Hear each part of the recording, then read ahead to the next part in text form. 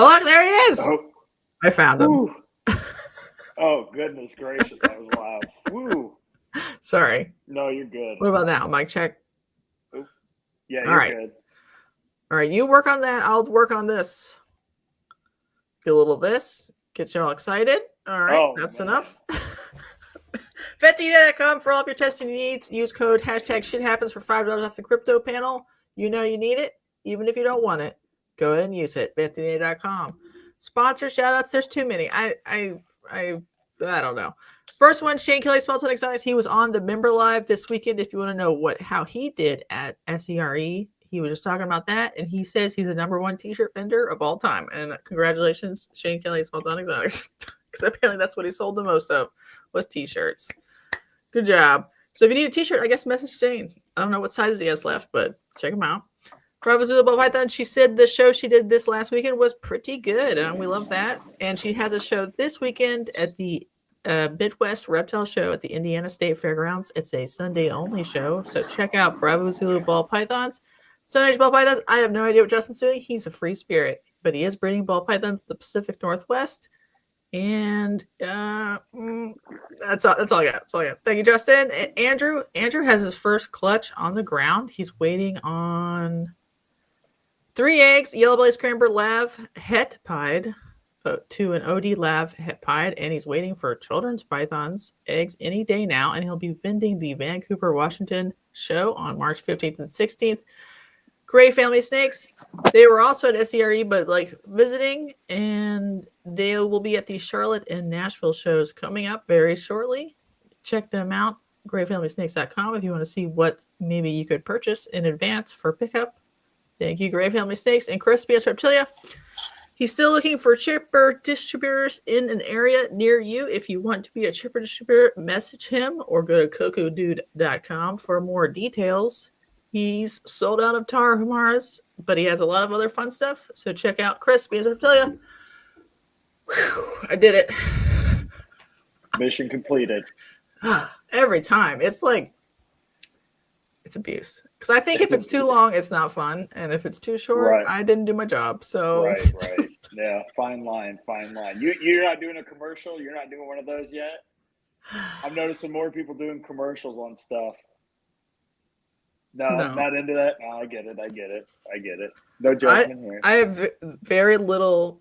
Oh, God.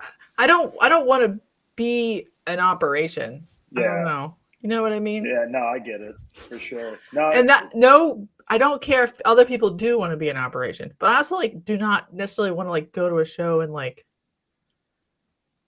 live stream the way other people do. I think that's fine, but I don't want to do that. I want to sell snakes. Right. No, seriously, for sure. Yeah. So, good for them. I just want to talk about snakes and sell snakes. Look at that. Mm-hmm. No, I mean, that's what it's all about. Hell yeah. And I, there's a space for everybody, but I don't need to compete. I mean, the Southeast, I didn't realize. I mean, they had at least 2, I think maybe 3 tables of just podcasting people. And that's good. Yeah. Because people get promo for the show. People be excited to come the next time. Yep. But I don't necessarily want to do that. I don't even have the capacity. I mean, right. I'm at a show. I'm what's happening? I know it's overwhelming, isn't it? How did I get here and not crash? Right. Oh yeah. Yep. Anyway, sorry. How are you? Not bad. How about yourself? Is it cold where you are too? Oh, it's I think 7-8 degrees, and I think tomorrow's going to be 0. We're going to hit nothing. What is going on? I know, it's ridiculous how cold it is. It is nuts. My snake building is very sad. So I was like, Christopher, I think it's not gonna make it. It's just not gonna keep up. And so I went out and bought carbon monoxide trip propane heaters. Yeah. And I was like, are we going to kill all the snakes? Giving them, and it apparently has a sensor. It'll turn off if it's killing all the animals, or low oxygen sensor. And I was like, is this safe? And he's like, apparently. I was like, okay, let's do it. Let's just run it. Because it's I don't know, high 60s in my snake building. Okay. That's fine, you know. I got a question. Do you keep track of the humidity in your room? So I have like sensor pushes everywhere Me that too. tell me, but I don't think about it. Yeah. Think about Okay. it. I've noticed, I think snakes breed almost more so based off humidity than temperatures, at least with pythons. I've noticed like Mm-hmm. if it was, I would drop it to almost 70 degrees, and some of the pythons would do it. Some of them they wouldn't really care. Now I'm starting to raise my temperatures, but unfortunately, when I got to raise my temperatures, the building has a furnace, so it's blowing warm heat, so it's drying out the air. Mm-hmm. And I noticed as soon as it'll drop to almost half of what it usually would be. So I mean, it'd be in the 30s or 40s at the highest, at least at night. And I notice I'll get a lot more copulation. I've noticed with just humidity drops over temperature drops, which is Humidity interesting. drops. Well, Hmm. I don't. Well, what is the humidity inside of your cages? Because I always assume like the Right. microclimate in each cage is They're probably a better. little because I run ambient, but I'm sure they're still a little bit more humid. I Mm-hmm. guess depending on what I'm keeping them in, but I mean it. I'm sure they're. I haven't gotten. I haven't tracked it super duper well, but I would just assume, especially with like the ball pythons, Mm-hmm. they're probably, at least the ones that don't get kept on coconut husk, they seem to dry out a little bit more. Mm-hmm. Seem like it, but it's hard to say. What I have noticed, like now that it's like cold in there, is some of the ball pythons don't seem to care. They're just like, Right, whatever. I'll sit at the front of the tub, and right, some of right, them do. And so, like, that's cool. I mean, good to know they don't care that it's 65 in front of the tub right, right, at this time of year, anyway. You right, know. right. No, yeah, mine. Yeah, it doesn't. I wish the one thing I wish I would have done if I was going to do ambient is I should have, because I'm a big PVC cage and racking guy. I Mm-hmm. not a big. I don't really care for a lot of the metal racks personally. At least their looks. It's more of a look thing than anything. I just never Mm-hmm. really cared about their looks. But for ambient, those open air racks would have been much better than the enclosed PVC racks when it comes to ambient. Do you Especially when think? you start, huh? Do you think like it traps cold air in like pockets Oh when yeah. the If heat I comes temp, on? oh no. Well, when I temp the back of the rack, there's an air pocket in the between the external wall and the rack where it'll stay 77 degrees, and the rooms run about 80 to 82 is what Mm-hmm. I keep them. But the back of the rack will keep just around that temperature. Do So you do every species ambient? the only ones I don't do it with, because I've noticed it could have it. I don't know. So things I keep on coconut husk. So like my rings, waters, my white lips. I keep on coconut husk, but I noticed, like I said, I keep those in open air racks, and those seem to do well in the ambient room. But the Mm-hmm. ones I still have in like those animal plastics and closed racks, if I keep them on coconut husk, I notice they'll stay like, almost like 6, sometimes even up to 8 degrees cooler.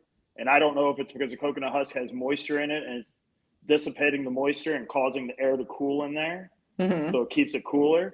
So those I do turn on just a little, just enough heat to kick it up to around 80 to 84 or 82 to Mm-hmm. 84. So nothing much higher. It's like And little nuances. It's like little things I've just been noticing with ambient compared to gradient. mm-hmm. Was this a recent change, or have you been doing it for a long time? Just started it this year. Okay. How do you Not like it, or well. are you Oh, I like it. I think okay? it just, because I notice anytime. I mean, it doesn't seem to matter whenever I'd have anything heat related, like heat tape or the any kind of thermostats running on them. They would always fluctuate like Mm-hmm. huge swings, from top and bottom. So it was just easier just to keep it all a certain temperature, and it just made it easier that way. And Do you, there's a lot of myths too about people saying you can't feed big meals when you do it. I go, man, I'm feeding ball pythons or tired breeder rats, and they're still digesting it 80 to 82, and with a nighttime drop too. I'd still give them a night cool, and they'd mm-hmm. still do fine. They accumulate a lot of their own heat too. Like you'll notice, like if they eat something, it doesn't really necessarily have to be a large meal, but I mean, they'll hover around that like 86, 87 degrees after they eat a meal for at least a few days. All right, I have a spicy question. Okay. So spicy. Do you think a python that would do thermogenesis for a clutch would do thermogenesis to digest a meal?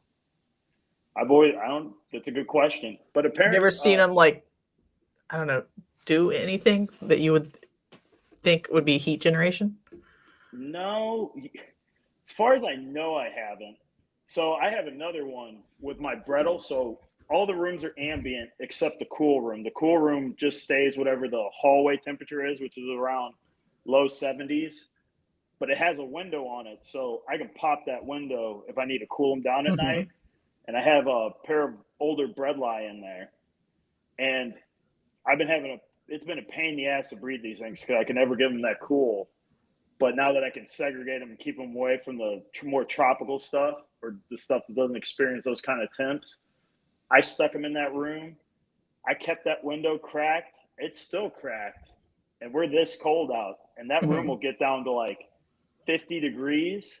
But they obviously have a heat bulb, like a 40-watt heat emitter that kicks on for 10 hours and then shuts off.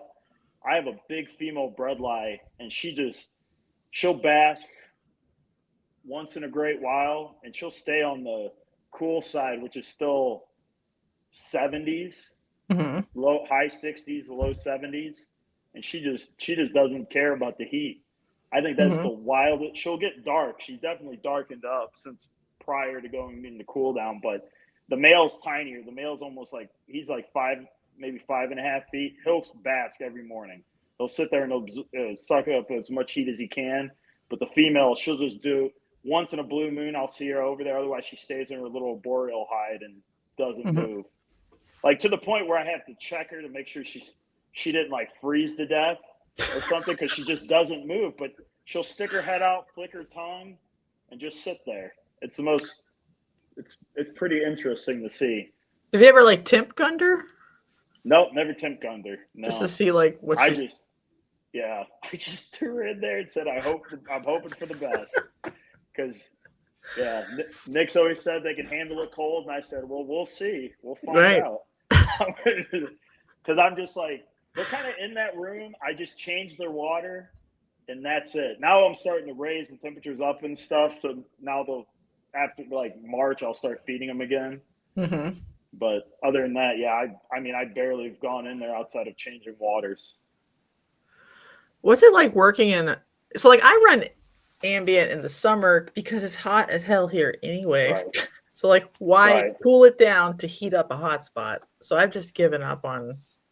I just unplug everything. Just unplug, Just why bother? It's already 100 outside, and I have to cool it down to 85. So whatever. Right. And I think everybody's like pretty good with that. I just noticed like the boas don't necessarily want to be that ambiently hot. Is there like a python species you have? You're like, I gotta keep this on the bottom. Besides like Bredli, like the little asses climb in the water and go like, "Fuck you, I don't like this." I don't think I've ever. Maybe the short tails will become a little more aggressive. Like I got a blood python that he went from. So when I quarantine stuff, they're in the house and they get a gradient.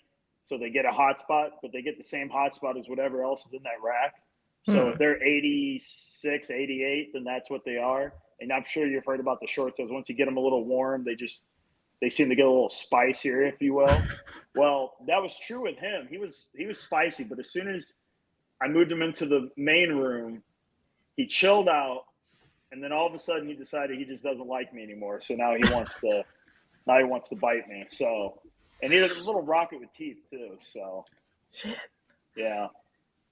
And what about like age cohorts? Because I noticed like a lot of the Asian colubrids are fine as babies if the ambient of 85, but once they get older, they like will 100% go in their water bowl if it's more than 83 ambient. I got a question. Do you think that'll shorten their life? I mean, if it's actually causing like thermal stress, you know?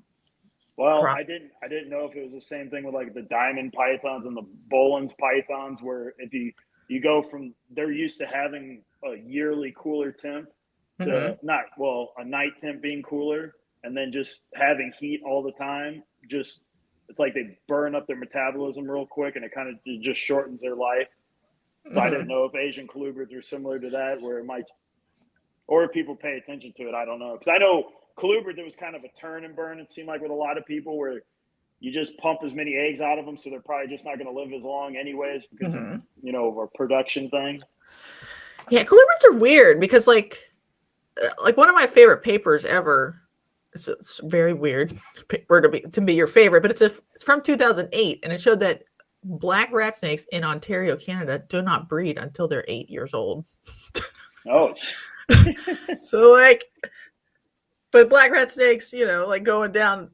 So like, I think they're just really flexible. Like they could take a long time to grow up, and maybe they'll live 20 years, but maybe they could turn and burn if they want. What do you think about that theory? Well, I kind of wonder when I hear something like that, maybe it's just because Ontario, how long is their winter? Probably 8 months almost. Like a lot, yeah. A long time, so they probably only have a short window to do a lot of growing, or as much growing as they can. Right. So it prolongs their reproductive, age, or whenever they're able to reproduce, compared to a lot of North American, even pythons. I mean, Daniel Natouche's, everyone talks about, pythons have to be 4 or 5 years old, but Daniel Natouche's found they'll grow really quick in 18 months and breed, just like us ball python people do. But you're probably not getting the longevity out of them if you're only going to live 10 years or something. But so makes sense. You better reproduce as young as you can. Otherwise, you may not be able to, add your genes to the gene pool in that time frame. Right. It's hard to be like, this is the best way to do it. Right. Because like the snake itself is plastic in those life history traits. So like, I don't know what's the best. Like maybe turn and burn. Well, not ethical because they don't live as long. Some of them probably do that in the wild, and some of them probably do a slow mode because they live somewhere where food is less of the same species, and they have the capacity to do both survival strategies. Did you read the Rick Shine one on the water pythons, where when food was in abundance and they were able to grow real quick, they breed like within 18 months or 2 years. But then when food was restricted, then they took maybe, I think it was like 5 to 8 years or something. It took a lot longer for them to get to a reasonable size to reproduce, but they would never get to the size of the 18-month-old or 2-year-old one because of food restriction.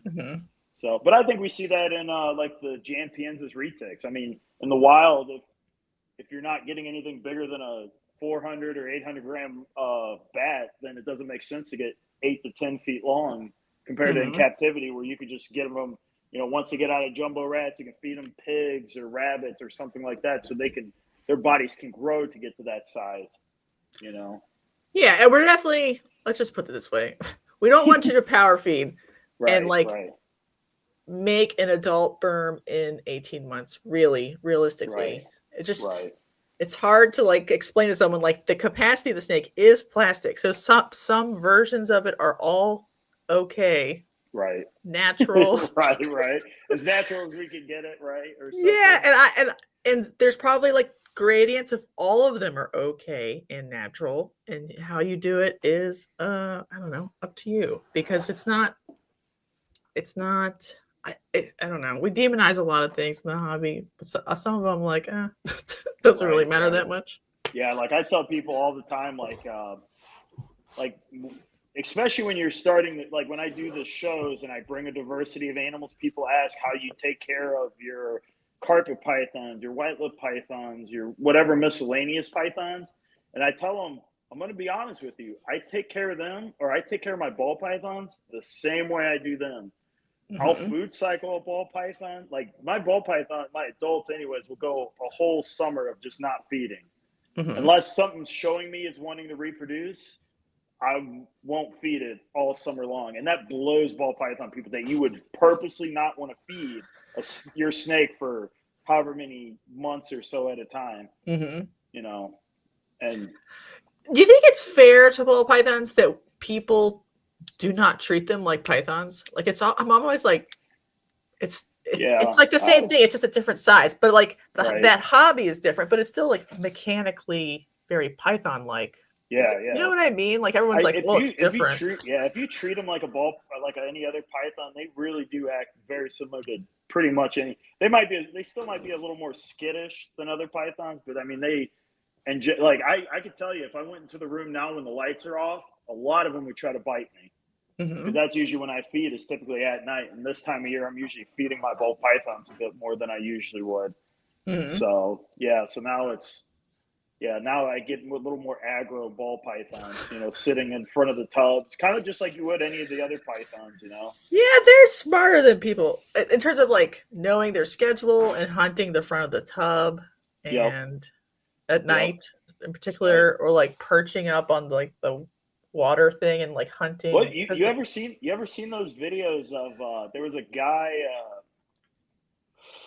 he's a Canadian, I can't remember, older gentleman, but he would he would have trouble feeding one of his ball pythons, so he would grab his ball python, hang it over the tub, and it would grab it just like a carpet python would out of a branch or anything else, and it would just grab it, and he would just take it and set it back into the tub or wherever he was keeping it. It would just grab it right out of the feeding tub and just set it back. I mean, I've seen people do it with this regular tub. Just pop open the tub, the snake comes out, sees the tub with the rodents, hang over, grab it, and then go right back in. So I mean, they need more credit, I think. Yeah, I think they're cool. Oh. Yeah, Quirky asks, do you think a snake can be permanently stunted for life if you don't feed them during the plastic period when they're young? I can say no, because I've done that with snakes where it's just like, I'm not like in a huge rush to get you up to size. Once you start, so when they're babies and younger animals, I feed less, but I give them really big meals. And then whenever they get to what I deem an appropriate adult size, because that's going to be different for everyone, is then I slow it down and so essentially they'll get the same size prey as they did when they were probably at that juvenile stage of when I was still giving them big meals, but the prey size never really changed. They just get more of it. Now, if I'm not breeding the animal, or if I absolutely have to, I'll give them a bigger meal, because I've noticed, and this is just from what I've noticed that in the last, I don't know, it seems like 7-8 years maybe, people have been feeding like smaller meals, like small rats or ASF, so it's feeding them smaller prey items, and they'll get these fatter ball pythons, but you don't get these big 5 to 6 foot ball pythons we used to get out of Africa, because in Africa they were eating whatever they could get, but then their prey, they eat Gambian pouch rats, which is a gigantic rodent, and it does, to me, I've noticed bigger meals will cause larger size, like length on a snake than it will. And then, like I said, the super dwarf retic stuff too. I've noticed that a lot. A snake that I remember hearing Daniel Sully and Daniel Sully's and Cameron from Bushmaster said we would pull hundreds of these Jampienzas, like Jampia retics, and you would never see one over 7 feet. And in captivity, if people say if they're not 7 foot, then you're underfeeding that animal, or at least that's how it used to be. I don't know if it still is, but that used to be the general consensus and the same thing with the green pythons too. You keep upping the food size, then you keep getting these bigger and bigger animals. I think there's a long window, but I think if you stunted them forever. By like 10 years, and then at the 10-year point, you're like, now I'm going to get you to size. Maybe that would be too long. But I think the plastic period is longer than people think. Just like those rat snakes in Ontario that finally got to adult size and bred at 8 years. It could be 10 years long. Yeah. I think it's kind of like what we were saying earlier. I think if they grow quickly, I think they're just going to have a little bit shorter of a life than, say, something that was growing a lot slower. That probably, like the St. Louis Zoo had a 62-year-old ball python, and she's not tiny, but she's not like huge. She's like a pretty moderate sized ball python, like 1,800, 2,000 grams, somewhere in that range. But she's 62 years old, and I have a feeling she probably naturally just doesn't eat probably half of the year or something like that, just because, well, you know how wild-caught snakes can be. Mm-hmm. So, yeah. Well, I think Lisa makes a similar comment. I wonder if the thing about them not living as long has something to do with breeders that don't feed their babies much, are sick of buyers yelling at them for tiny babies, so they tell everyone that. How much of it is marketing? Hang on. What was the question again? Oh, it wasn't really a question. She just thinks if the people who want to sort of conservatively feed just don't want people to yell at them, so they use final adult lifespan as a reason why they don't feed as much. So using puck, well, I don't know. I guess that's up to the. I guess everyone's different as far as. I guess when that's or when people talk about that, but I don't know. It's hard to say because I don't think there's ever really been any really people looking into it as far as like, oh, if you feed them really heavy, will they actually do they live shorter? Because even a lot of the old ball python breeders that have been doing it for a while don't keep a lot of their older animals to shoot, not even 5 years. So a lot of times we don't know how long because they get lost into the ether of the pet trade. So we don't know how long they actually live. Yeah, I think, and then maybe it's different between pythons and boas, but I definitely think boas look like ass. Like they look pinheaded and like floppy and weird if they're fed a lot and they breed at like 2. Right. But when they're bred at like 4, they look okay. And when they're bred at 6, they look okay. But I don't know if anybody's kept them the whole time. Warren Booth said he's had, well, I don't think, so he had it was a 30-year-old boa, I believe, he got from a rescue. And the guy who surrendered his pet, he would go out and shoot a squirrel once a month, and that's what he fed. That sounds like someone out in the sticks too, for sure. Because I've heard the same thing with retics. People would feed him like a possum or something like that. But yeah, he said he would go out and shoot a squirrel once a month, and that's all the snake ate. And he said that boa lived, because I think he ended up giving it to someone else, and the boa lived to be 40, a little over 40 years old, or something like that. So I guess if you're not breeding it, I'm sure it could live as long as you don't pound it with food and it's not doing anything with those fat reserves outside of just sitting there. It'd probably live a long, long time if you're conservative with food. You know. Yeah, I got a snake. She's a 2007 boa. I got her just as like off of Craigslist, just to see if she had arena because she was old. I just want to know if you have arena and you're still alive. I just want to know. And she didn't have arena, but like the lady I got her from, I don't know if I've ever told the story, but she was like, when I got her 5 years ago, I thought she was small. So as like a 10-year-old or something. So she started giving me guinea pigs. And so she is much bigger than she apparently was then, but she's not dead. And she apparently grew a bunch as a 10-year-old, like added another 2 feet. So she's like 7.5 feet or something. Right. And I was like, oh, okay. Interesting. So like maybe they can have a second little growth spurt. Well, I think that's what happens with the retics and stuff too. I mean, you get those retics that or they eventually able to take down something as big as a human, and they just seem to grow. Like, I mean, there was I think most of the retics that have eaten people were 20 feet or bigger, but there was one case of a 17-foot one eating villager, and I'm sure that thing, if it was kept alive, you know how that usually goes, it would have grown from it. But they tend to, we never know because those things obviously get put down because of it. So, yeah. Oh man, Grandma, we lost Grandma again in the forest. Right. To a retic. Well, that or drunk. It's either that or I hear it's like people who are drunk in the woods and they pass out and become. Oh, that's playing it on easy mode. Yeah, well, I'd probably eat somebody too if I just was a big predator and they're just drunk in the woods. Right. Yeah. Lisa says an obese animal is different from a large grown to its full potential. Yes, for sure. There's definitely like. I still wonder though. Do you think it would still fall into the same category as we can have healthy giant people, but those people still don't live as long as say someone who is half that size or something, something like that, because you're still having to pump a bunch of blood through that whole body compared to if it was half the size or something, and it doesn't have to work quite as hard.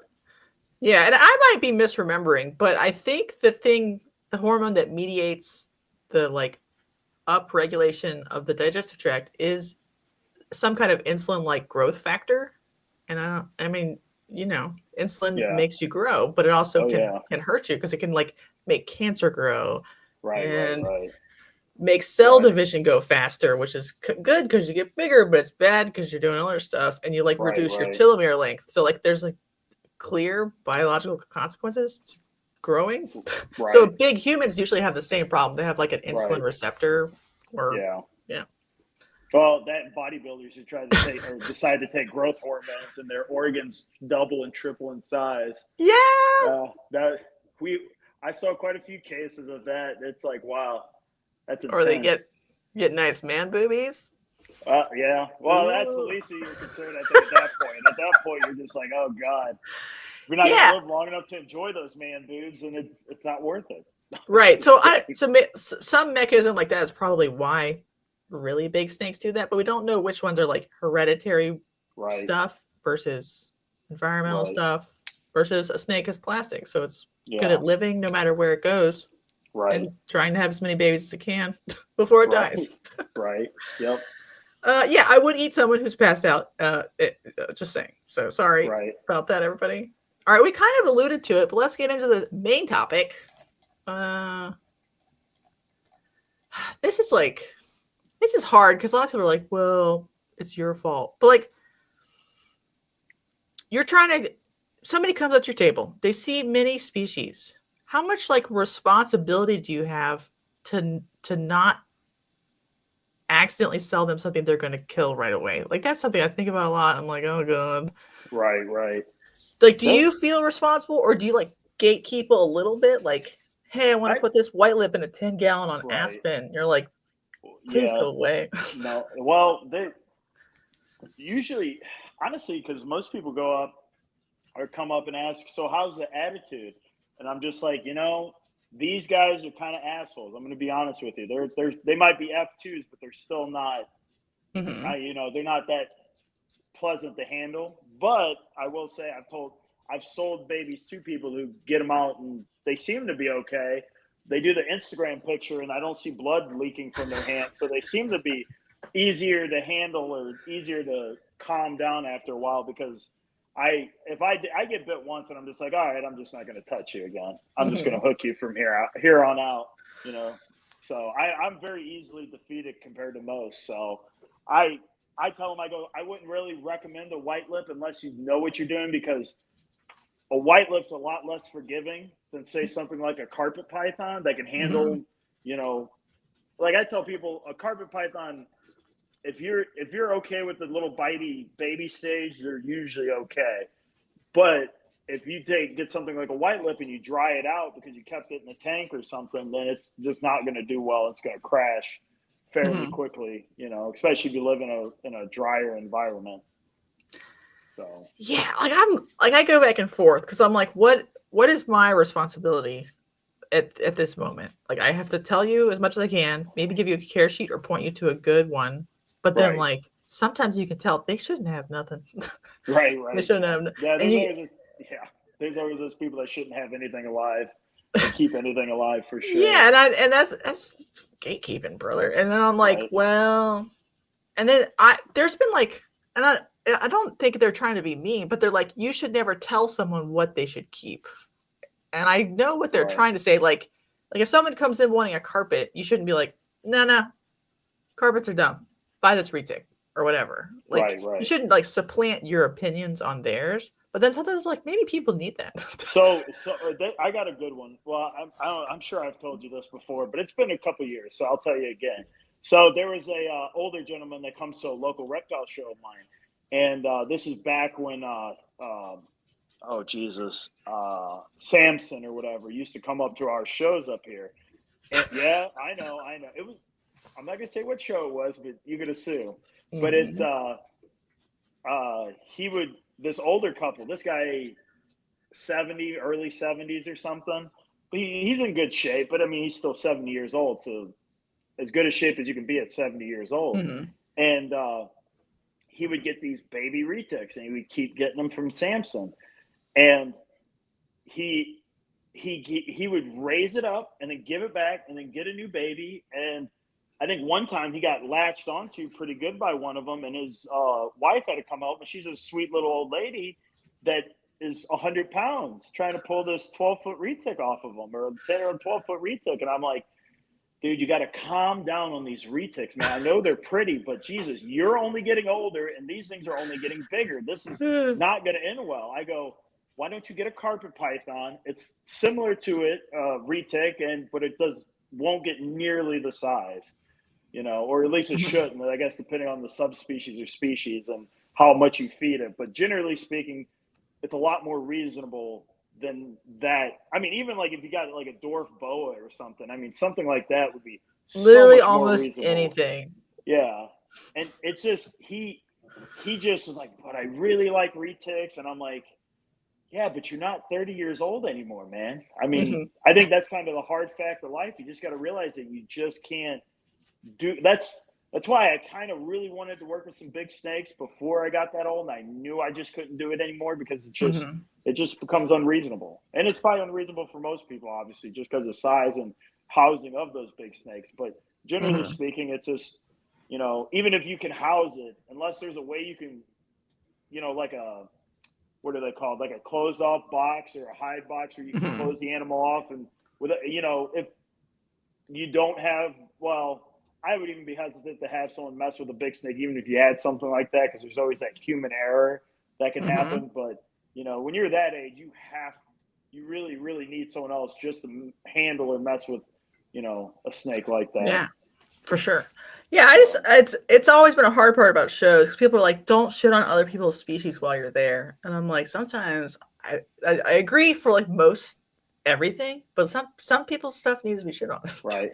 Like, well, I think there's just being realistic and honest with someone, and then there's just being a douchebag about it. But I think, honestly, I mean, you just don't want to see something really bad happen to someone, because of an ignorant vendor decided that he wanted to make a quick buck, so he was just gonna, turn and burn the animal and screw the person in the long run because of it. When vending a rare species, do you think people normally, the people who buy it, do they know what it is, or are they like convinced that they want it because it's just something different? Like what makeup of the population is that? Ooh, so I get a lot of people that said, "Oh my God, a white-lipped python's always been a dream species of mine."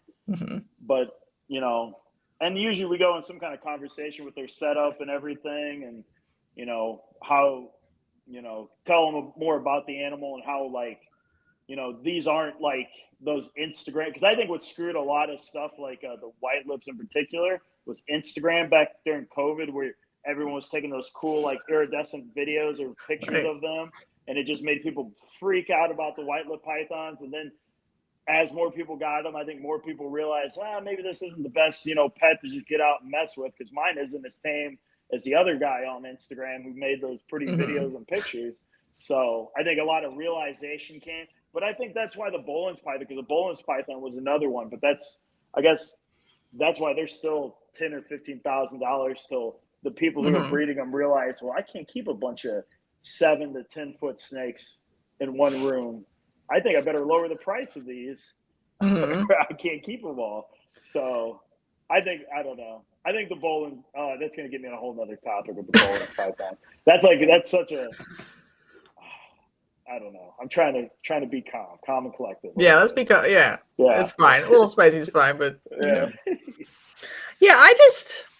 I don't know. A lot of times, like the role of having a rare species at a show is partially just to show off the concept of the species existing in the hobby. Just be like, this is cool. Exactly. You don't need to buy it today, but it's cool. So come back later. So when you're ready. That is something I've noticed too. And I'm kind of curious with you. You do diversity, but as far as, say, your boa, man, I don't know how. I guess the boas I would consider a niche one, but it's still common enough. I think a lot of people still know what a boa is. Sometimes. Now, sometimes, yeah, or it's a ball python. Right? They think it's a retic the most. Oh, they think it's a retic. Oh, God. Because they know it's not a ball python because his face looks meaner or whatever. Okay. Yeah. Okay. Well, with the miscellaneous stuff, I've noticed shows become more of an educational thing because there isn't some big YouTuber or some big. Well, it's typically a YouTuber nowadays. Like it's usually some YouTuber that talks about the species religiously, hypes them up, gets people excited about it for in however way they do, and that's usually what gets the people excited about that species. But a lot of those miscellaneous species, they don't have anyone representing them, which and with certain ways, some of them like white lips probably don't necessarily need that kind of representation because not everyone needs a white lip python or something like that. So I think that's why I like the shows, because it's the only way you can educate the community, or not the community, but people in general, is to tell them about the species and be a good steward of the species, represent the animal well, be honest with people about the species. Because I think some people like hyping up too much of the good and not enough of the downside of that species. Yeah, like I would love to see somebody who like has the species there, doesn't even intend to sell them, just wants to explain to you everything about water pythons. Right. And you get a care sheet with their business card in the back, and you're like, this is what's in the incubator. Come back later because you're not ready today. Or you know what I mean? Like, so it's very informational, and they have time to do that. Cause sometimes I'm like, I feel torn. I'm like, I'm supposed to be selling snakes, but I can't explain every snake, and I hand them a care sheet, but then they don't remember. And then I don't know if I talked to them enough, and I don't know if I'm doing a good job. It's weird with the care sheet thing, though. It almost, I feel like it's so YouTube driven that if it's not on YouTube, I don't think people care. Like, I don't know. Like, that's the vibe I get. Like, people won't take the time. Because I remember years ago, Ben Rennick used to make these care, like, cards, just a little, like a postcard, just a brief care guide of a ball python. And people, I think they would just collect them, but they would never read them. They just didn't care. They just, this is cool because you'd have Ben's fancy logo and all that on it and the pretty snake on it. And then that was it. That was, but I think YouTube, it just seems like that's where most people, like when I listen to people on podcasts and their definition of I did as much research as humanly possible was just involving YouTube. And if it wasn't on YouTube, well, then that was the limit of my limited research I was doing on the species. And it's nothing against people who do that, but I mean, if you're going to look into a species like water pythons, white lip pythons, your Japanese rat snakes, those, there's not a YouTube. Well, I don't know about the Japanese rats, but I'm assuming there's not a YouTube channel devoted to educate you about those species. So, not you, Jessica. You could be the one. Listen, I have a whole podcast episode about climax. I guess that's true. Yeah, the problem is, I think I don't have a single 15-minute video that's just like perfectly consolidated.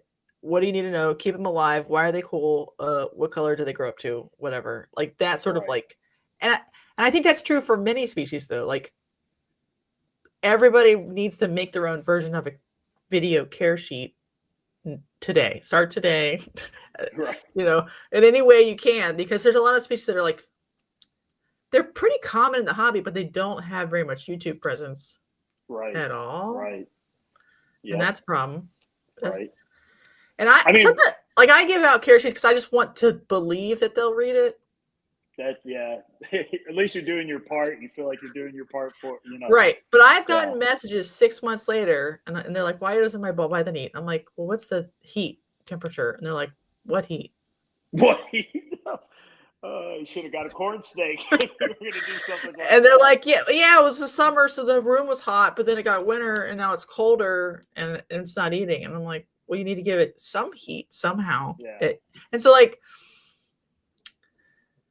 I don't know. There's personal responsibility here and personal responsibility on the person, and how much is your fault. And then I feel like if I hand them a care sheet, at least I tried to tell them to use heat in some capacity.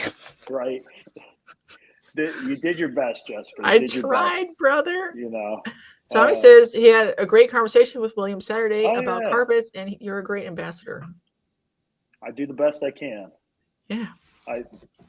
That's all you can do is do the best you can. That goes for everyone. You can only do the best you can with this, educating the public with the species, and being excited about it too. Because I mean, there's some people that they get upset because their species isn't popular, but you talk to them at a show and they're just depressed.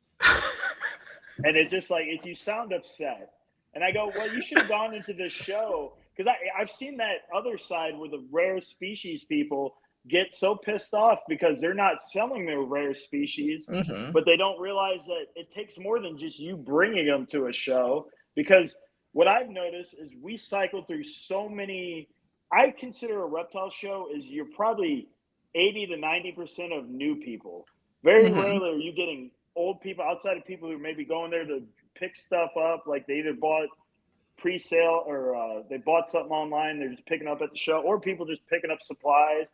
You're not going to, the small percentage of old timers who do go back to those shows, they're probably not especially the last 20 years have been all ball pythons.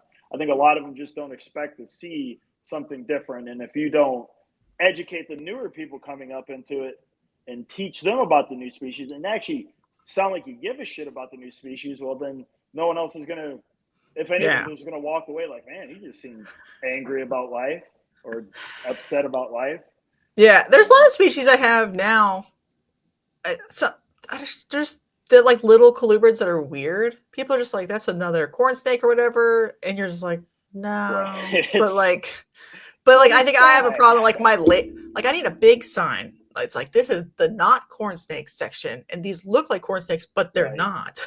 Right. And this is whatever. This is an adult, but those are all procedural things you have to do to make people care. But people aren't going to care just because it's rare there. Right. So I don't know. And I do think bringing rare species is also good just for the show itself, for the promoter. Even if you don't sell any of them, you're actually doing them a favor, in my opinion. Right. Well, you do that. And I noticed so I sold more miscellaneous stuff to ball python people than I did to just the general public. At SERE or just in general? Man, it's been, when was the last show I did before that? Kansas? Yeah, Kansas. So, no, that the miscellaneous stuff I did sell was to other vendors, but I think it might have been a plant vendor. I don't think it was even I don't know. I can't remember, but I did sell a few miscellaneous stuff. But I noticed particularly the Southeast one was mostly to other vendors. And I talked to another, a carpet guy you had on, Wilson. He was up there. Wilson does carpet pythons, green pythons and stuff. Yeah. He was up there, and he sold some carpets to a ball python guy.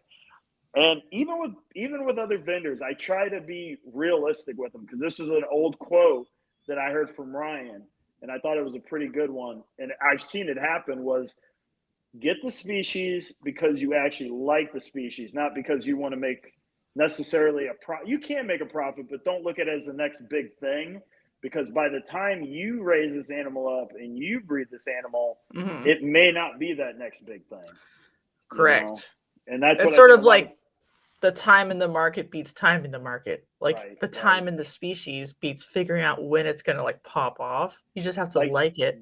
That's why the species keepers, I tell them, because some of them will get real big headed and be like, oh my God, I'm selling all this weird miscellaneous stuff, screw the ball pythons. But I'm like, well, once all those ball python people get those miscellaneous animals, and if they do end up reproducing them, then they're going to sell it to all those same people. And then you guys, and then that's how those markets end up plummeting, unless they're bringing it. See, hopefully the only benefit, not only benefit, but I think the bigger benefit of other ball python people coming in is they're better at business than miscellaneous people are. So you would hope they would encourage and ignite more passion or interest in a different species than, say, the guy who might have been doing it for 20 or 30 years, who just, like I was saying prior, is kind of that angry guy at the show wondering why his stuff wasn't selling or something.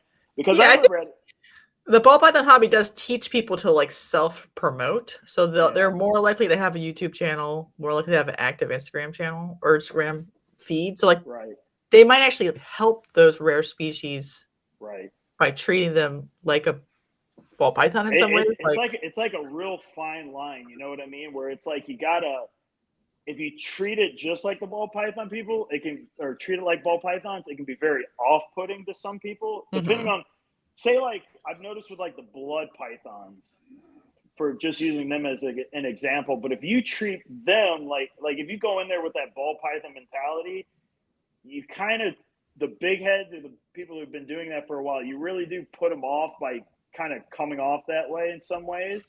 Like if you just come up with that ball python mentality, so you kind of have to be more, kind of, you said, plastic. You know, if you just go in there, I'm going to treat this like I would a ball python, you know, you might discourage a lot of the people in the community. And I know some people want to they want to distinguish themselves and make themselves different, but I think you can do that to an extreme to where then people in your own community don't really even like you now. So you got to find like a fine line. You want to be different, but you just don't want to be an asshole or be, you know, so far out there. Cause there are some people like, we're seeing it in the carpet community. I think that's probably one of the biggest ones right now, with someone upcharging carpet pythons 10 times what they should be. I think you know, because he's around not your area. Don't you think it's? Oh my god! I'm gonna get in trouble. Oh! Sorry, I didn't mean to ignite no, fire in you. I'll try to say this nicely. I almost think it's not carpet python's fault. Obviously, it's not. But like, he has a personality that's very. That's what I'm saying. Yeah, weird. Weird. Yeah, I know. I don't know the guy, but I know exactly what you're talking about from what I've heard. Yeah. So then I'm like, he could have done that to any species. He could have been like, this is the species I'm gonna latch onto, and like be weird about it like this, in this way, like upcharge, pretend. And he likes it, so he's promoting it. So you're like, but that's the wrong kind of promotion, is like making it like a pyramid scam thing. Yeah, right. Don't fire me. Please don't fire me, everybody. Wilson says that's why he bought chondros, because he doesn't want to sell them. He just wants to show them off. Yeah, and that's another thing. I've noticed a lot of, like, when it comes to like white lips, even some carpets even, and like Antaresia and stuff too, a lot of people are just fine if those animals, or at least that's what they're telling me. Whether it's true or not, I don't know. But a lot of the people are saying, a lot of people come off like, well, if I have it, but if I breed it, I breed it. If I don't, I don't. You don't hear that with ball pythons. I don't think I've ever heard a ball python person that just said, I don't care if it doesn't breed, I just want to have it to have it. It's no, if this thing doesn't breed, it's out of the door. It's out the door. Right. You know, or whatever it is. But I don't know. Like, that's a pretty big difference I've noticed in comparison to the two. Do you think if the bow is the same or the bow is similar? Do you see that? I feel like people, because it's hard to raise them up. So like people are just like, well, I'll try again next year. They're more determined, right? They have a strong willpower. They're not like, well, the boa market's usually pretty stable, at least from what I've seen. Where I mean, like the morph stuff will come down just like any morph, but like it come down as fast, and you can still like argue that there's like aesthetic reasons why it should be like $1,000 more expensive randomly. Just like it's better quality. You're like, okay. And you, like, for instance, you guys are, I don't mean to throw jabs at the retic market, but you guys, the retic market, I remember at one point the retic market probably eclipsed the boa market for a minute, and now it's just right down the shitter. But the boa market's still where it is. I mean, outside of what you said, it drops a little bit, but it doesn't seem to take the plummets that like the retic market is taking, or the, you know, balls or whatever. And this is across the board, all species. It's very important when most of the people in the hobby of that species are just like conscientious about how many they're making. Like if they're all like, oh, well, I still have 100 left over from last year, I just won't pair this year. I think carpet python people do that pretty good. Like rare python people, they're just like, well, I just have a fucking shit ton of bredli. Just don't pair them. Why would I make more of these? That's what I do. Like if I have an overabundance or something, it's like, all right. So like with my Antaresia, I do it with my Antaresia. So usually I'll breed all my Stimsons, my Spotteds, and Well, that's all I usually have breeding at the time. But I'll breed all that group 1 year. But I won't breed my pygmy pythons because pygmy pythons are a pain in the ass, and I don't want those pain in the asses along with the other pain in the asses. So I'll just like this year, I'm just focusing on the pygmy pythons.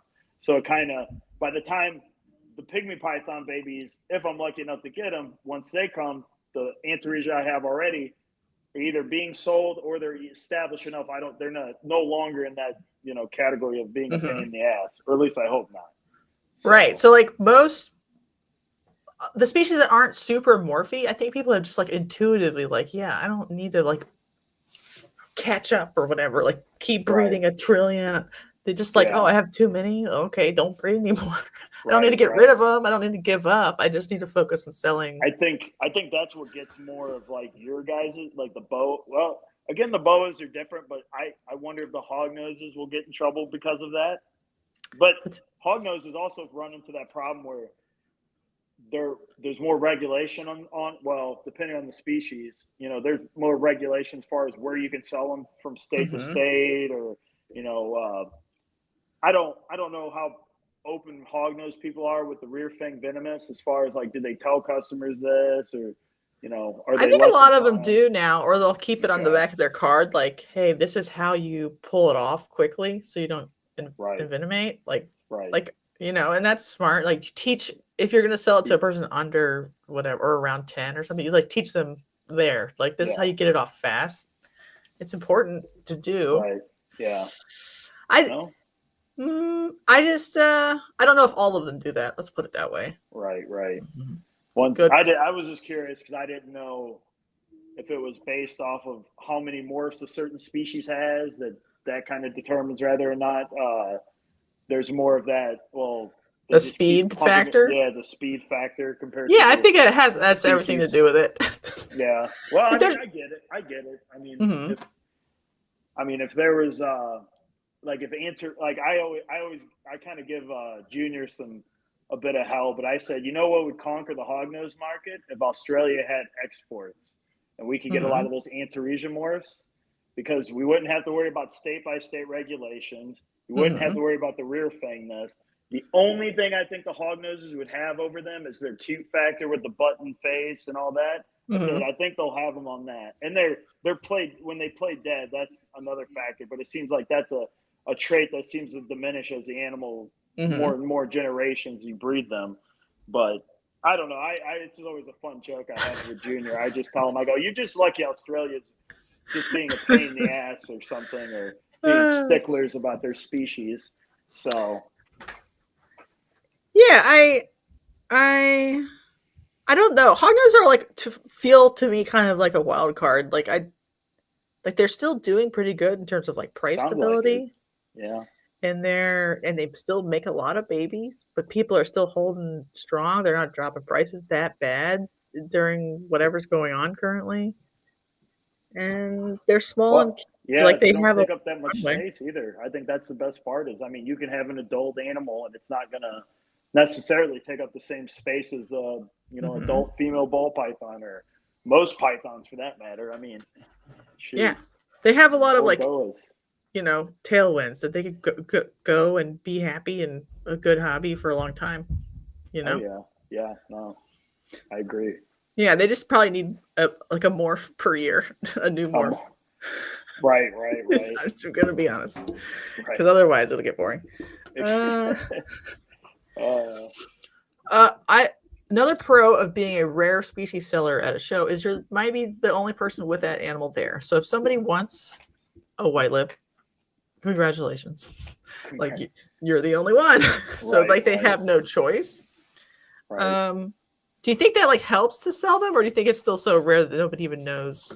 I think it's like what we were talking about earlier with the YouTube thing. There's just not anyone doing a YouTube vid. Like I said, it really does seem like it centers around YouTube, because I remember when I keep harkening back on the Superdorf stuff, but I remember when Superdorf retic stuff was being imported and nobody gave a shit about it. Like, to the point where people would I had people wanting to give them away to me. Said, here, just take it.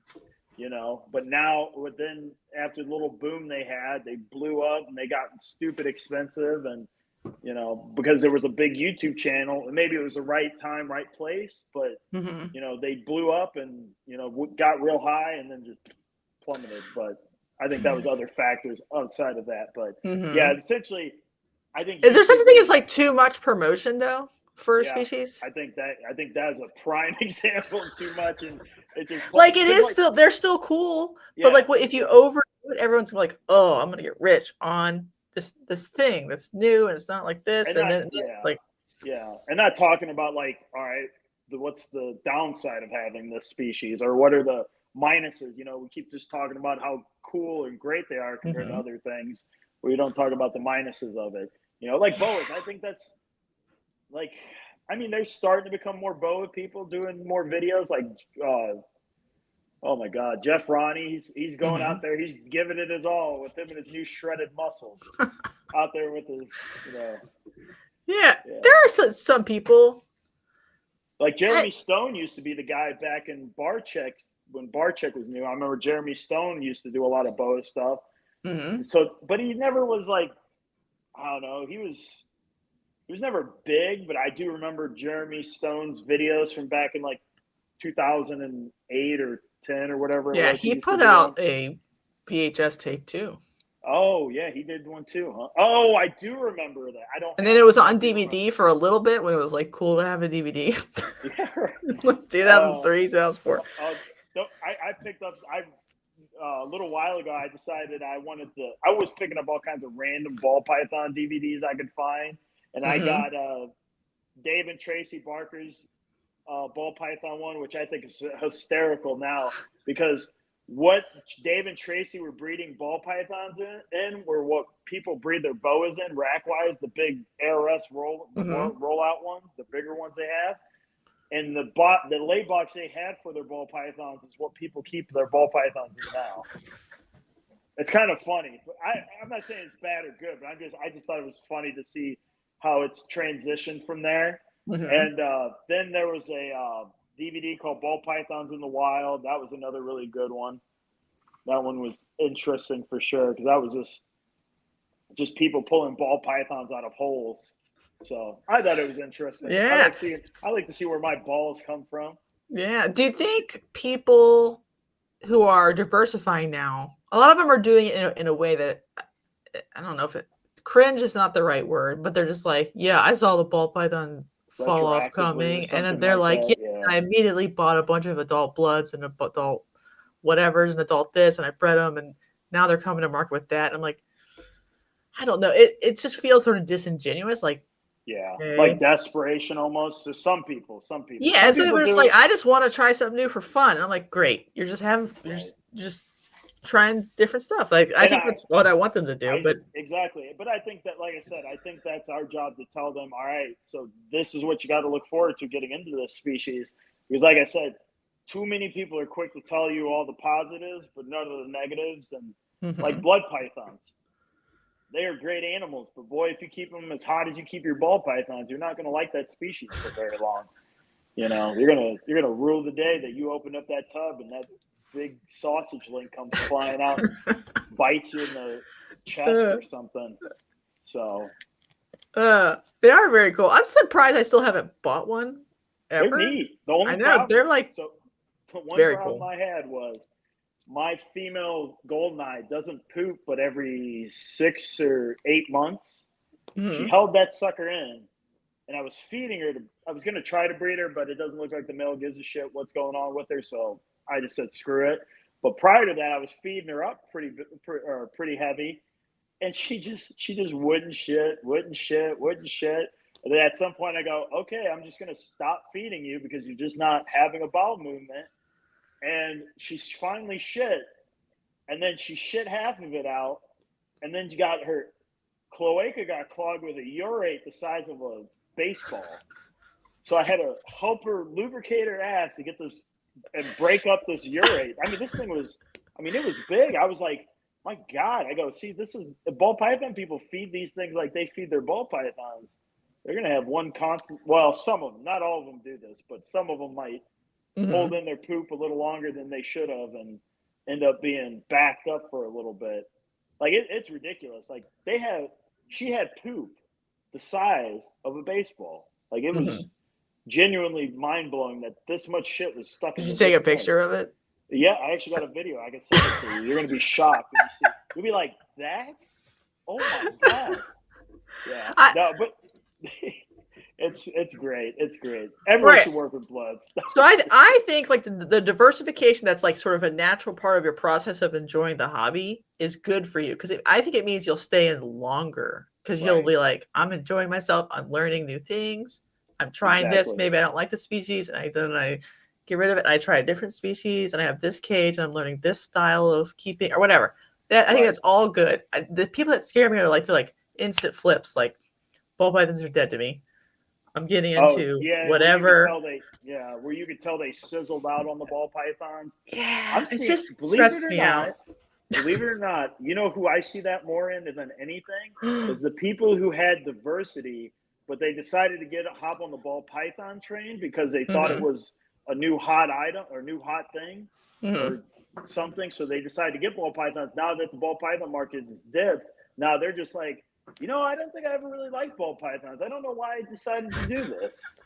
And now they're like, I kind of want to either sell them all or reduce them to almost nothing. I go, that just was horrible. Why'd you even bother getting into it in the first place?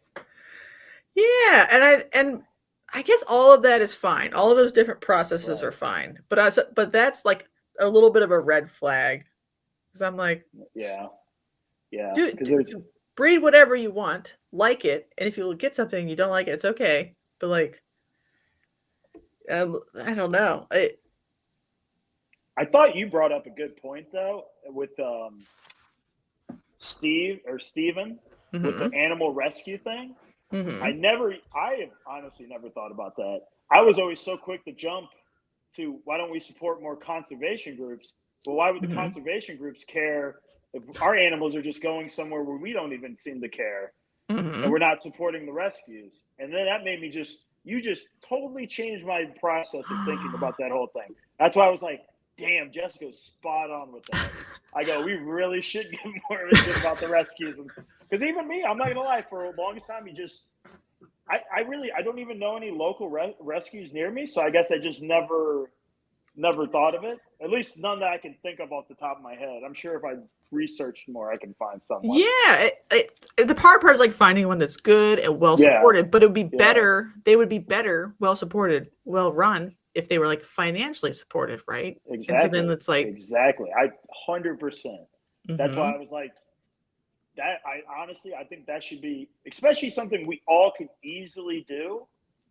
We all can, support our local, rescues we have. And, as long as we got a good system going, then I think we can maybe take that next step into what I was originally thinking. But then Jessica came and hit me with what about this, stupid? well, conservation is good. Like, yeah, fuck yeah. But largely that's like very separate from us. But our own problem is like, we make snakes that are cool and then somebody dies. Exactly. That makes us look bad if we don't have a good system. And a lot of times the turtle rescue people do a better job of having like a community around, because turtles live a long time. Yeah. Oh yeah. So like, and then you can like kind of co-house turtles and like, and so they have like a network or whatever. It's just turtles, right? You're not talking about tortoise people too. Okay, tortoise. Yeah, they do a better job. Sulcatas. I didn't know if that was still the same deal with the sulcatas and everything. Yeah, I mean, I don't know if people should breed sulcatas, but you know what I mean. But I think ball python people who have a full-time income from ball pythons and thank ball pythons and make thousands of ball pythons a year potentially could donate $5,000 to a rescue. Yeah, just to help for PR purposes, marketing. I would even take it a step further, where I think some of these shows, if they do auctions, should take a percentage of that along with breeders. I'm not saying breeders shouldn't be doing this, but even expos should think about taking some of that funds to put towards a lot of those rescues, a reputable rescue. Yeah, we have a rescue, and she only does bearded dragons, and she is a 501c3, but she is not to my knowledge. Like, she doesn't have a board. It's not like a network. She just does bearded dragons, and like that's totally good, fine. But like, there are some places like we have a member.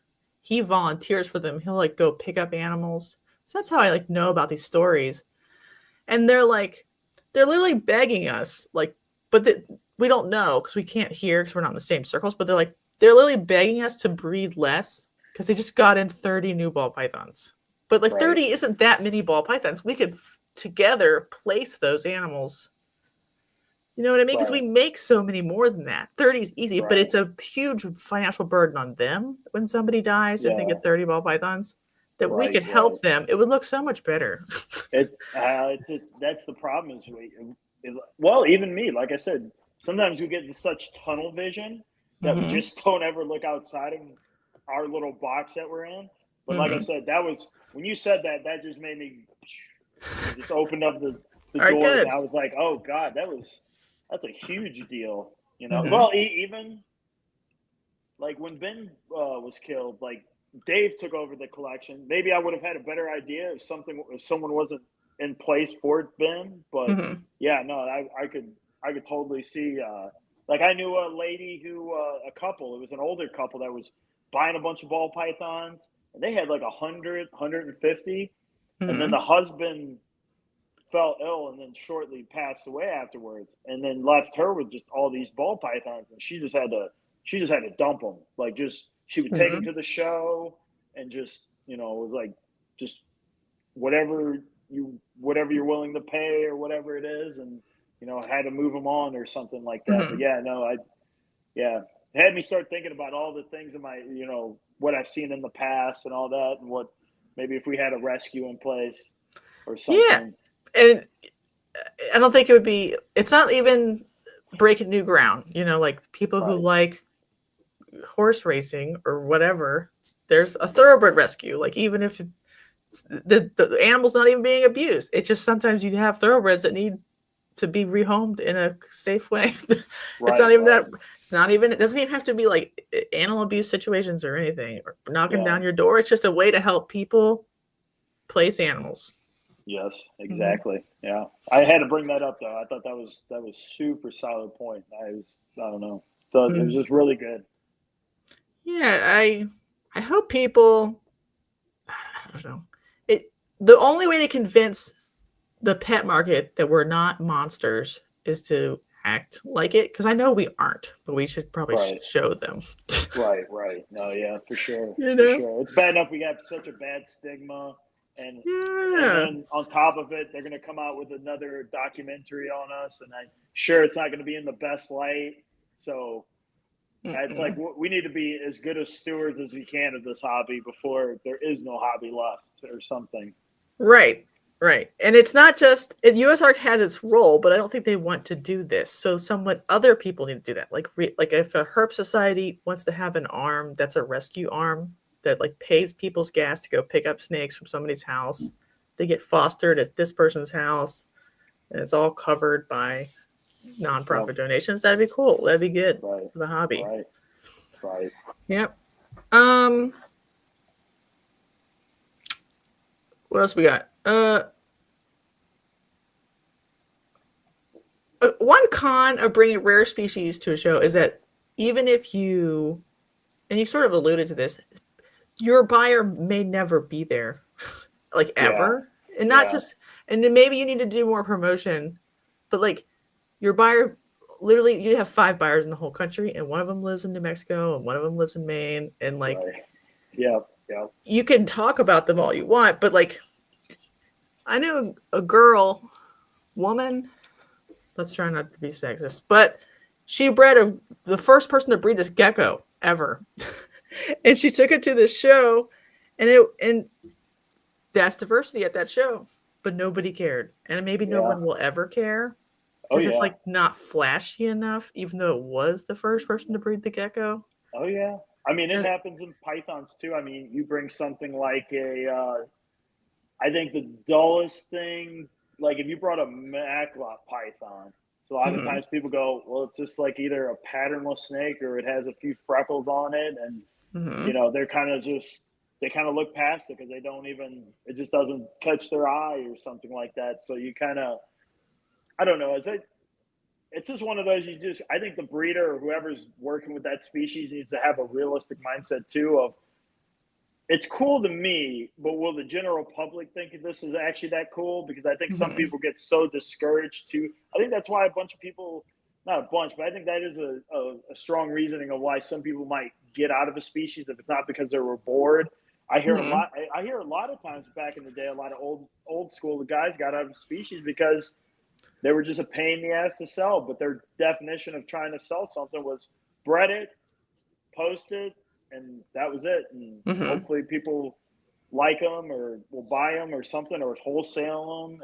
But there is no like enthusiasm or passion about that species when they talk about them. So there's no one. And like I said, that passion part can sometimes be a little sales pitchy. Like if you don't want to get people too excited and sell them on something that's not there, So well, what if like think about Dunn's pythons in general. Duns are another one, yeah. Like, what if no one will like them until they're rare? Because that's like a dumb human mindset. That is usually how it goes. No one gives it. That's why I haven't bought this species yet. I almost don't know if I should say this publicly. But at one point, during the hype, when those animals were just starting to get reproduced and they were being sold for a fairly decent price, I was getting offered, what was it, individuals for $150, and I'm just like, I'm a little salty that I wasn't able to make this work. Otherwise, I would have had Dunn's pythons by now. But I'm just like, oh, I could have had them for this. Now I don't.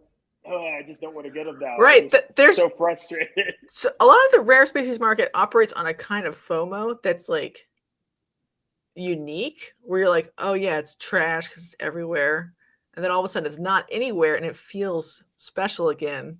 Even though the snake looks the same, its care is the same, it's the same species. Yeah. That goes through these hype cycles based on it just being rare again.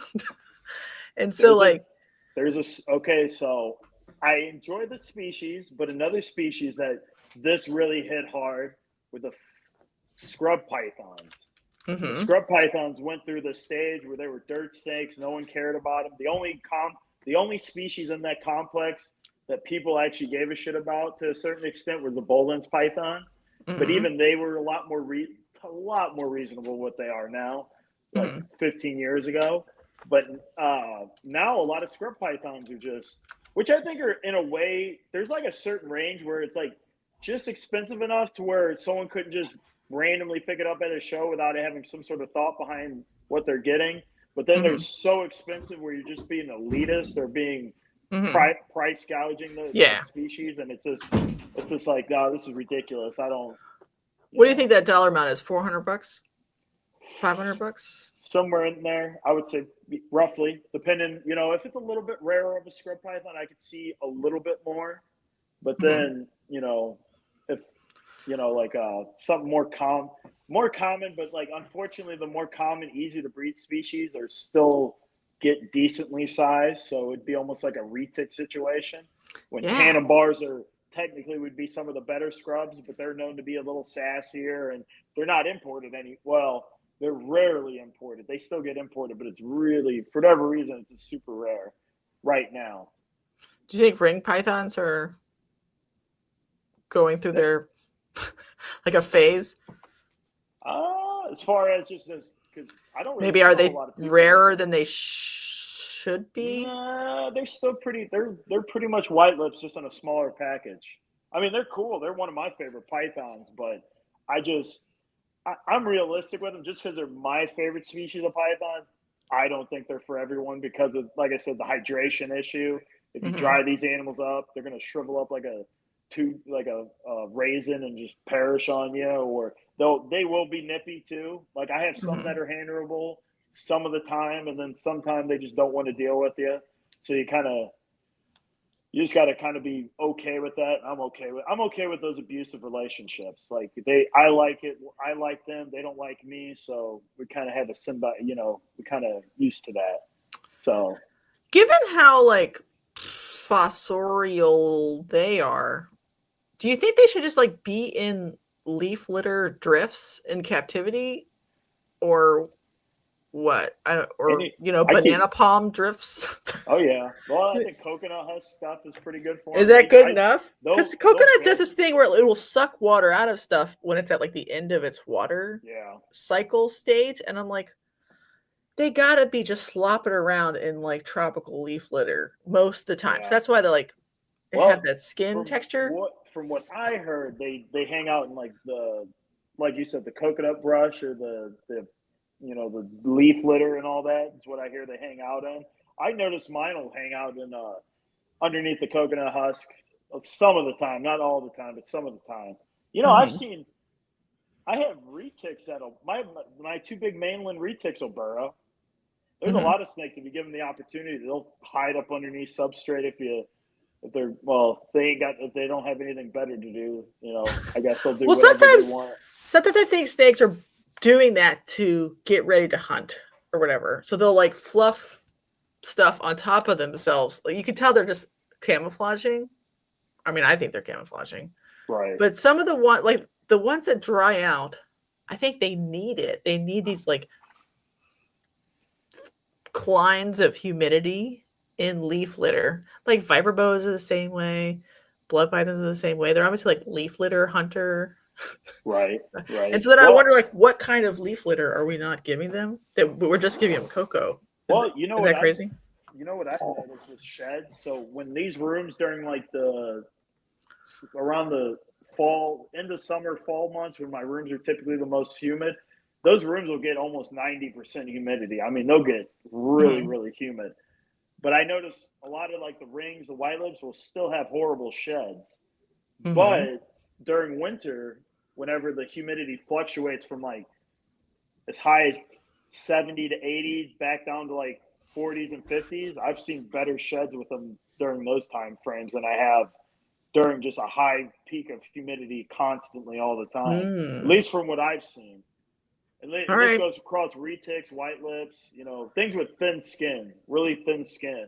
Seem to, just from what Do I've you think they noticed, need to will dry out and then be I don't, humid like a yeah, I gecko? don't, yeah, I don't know if there's like maybe I'm just hitting the shed cycle right, and Right. this at some point that's just the perfect amount, and then they have either a perfect shed or nearly perfect shed compared to where Mm-hmm. like when it's always 80 to 90% or something, it's like skin everywhere. It's just it almost and they have stuck skin on them, and you're just like, how did this happen? It's fucking the tropics in here. The windows are sweating right now. So Mm. it's something interesting I've noticed. Is It's it just just like personal hydration levels? could be maybe yeah, it could be it too. Maybe it's just they're drinking less Do compared they to when like it's water drier. that tastes a certain way? Uh, Like, would they I prefer water that's like, because they drink so much, like yeah. well I water or water with lots of minerals in it or so water that's that's what slightly I salty? so that's I do give so I have an RO system, but then I mineralize all the water. I give Mm-hmm. them mineral, droplets in all their water to and so I don't really know. I don't know if I tried different brands of water or different kinds of water, if it would be any different. Mm-hmm. I'm just kind of just you get this water, it's good enough. I just As long as I wonder. don't see no issues with them or anything. Yeah, I don't know. They are weird. Like, if you kept there's a lot of species that breathe through their butthole, reptile wise, like Right. turtles. Yeah, turtles. Do Yep. they breathe through their butthole? Is there like pH values that are important to them? I don't know. Maybe. Who knows? Hey, Jessica, new paper. You're gonna have to come up with this. But You're gonna we have to put gotta in the go work and there study this. first, though. Oh, come on, Jessica. You can be the one to do it. Let us know, and I'm sure you can get a bunch I of will people on check the all of your butthole snake's butthole for free. One free. easy Yes, I could. payment. Jessica going around to every collection, like checking assholes. That'd be great. Lisa keeps hers on bark and moss. Mm-hmm. Yep, Mm-hmm. yep. I have moss in like a little lay box. All of them have like some sort of moss in there. And Mm-hmm. a lot of times it's weird. A lot of times they don't. They'll sit in there sometimes, and then a lot of times they like sitting underneath it, right underneath the tub. Mm-hmm. They like which is a pain in the ass because then the tub sits right up against the lid of the rack and makes it a pain in the ass to move out. How do they feel about tannins? Do you think they like it or they don't like it? Like what? Tannins. Tannins? Yeah. I don't know. That's a good question. Not sure. Like does like that really low pH, really acidic, hurt them or help them with the thin skin? I don't even know. I don't know. That's a good question. Like would they want like a blackwater river in their habitat that's really acidic to go in and jump out? I don't know if that's ever.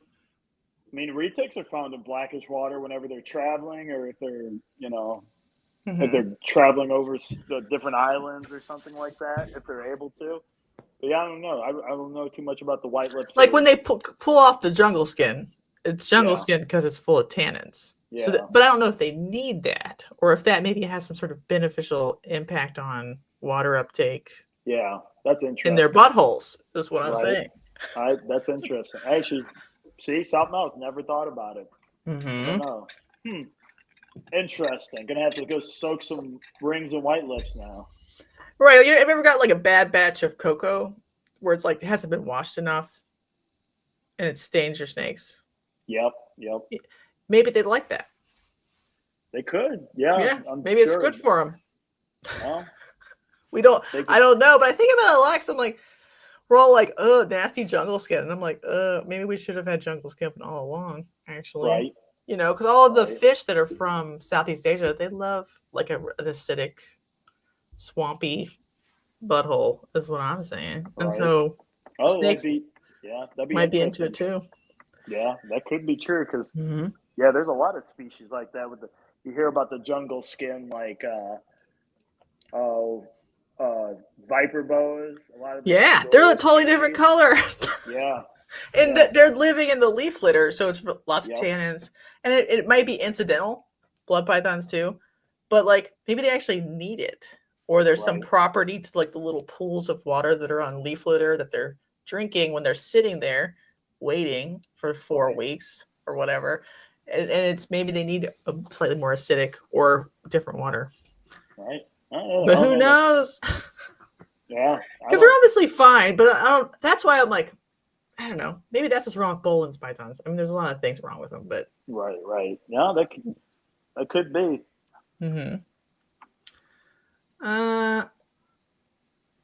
David uses filtered and mineralized for all my animals. I like to think they benefit from it, but I'm not sure if they like it. They drink it down.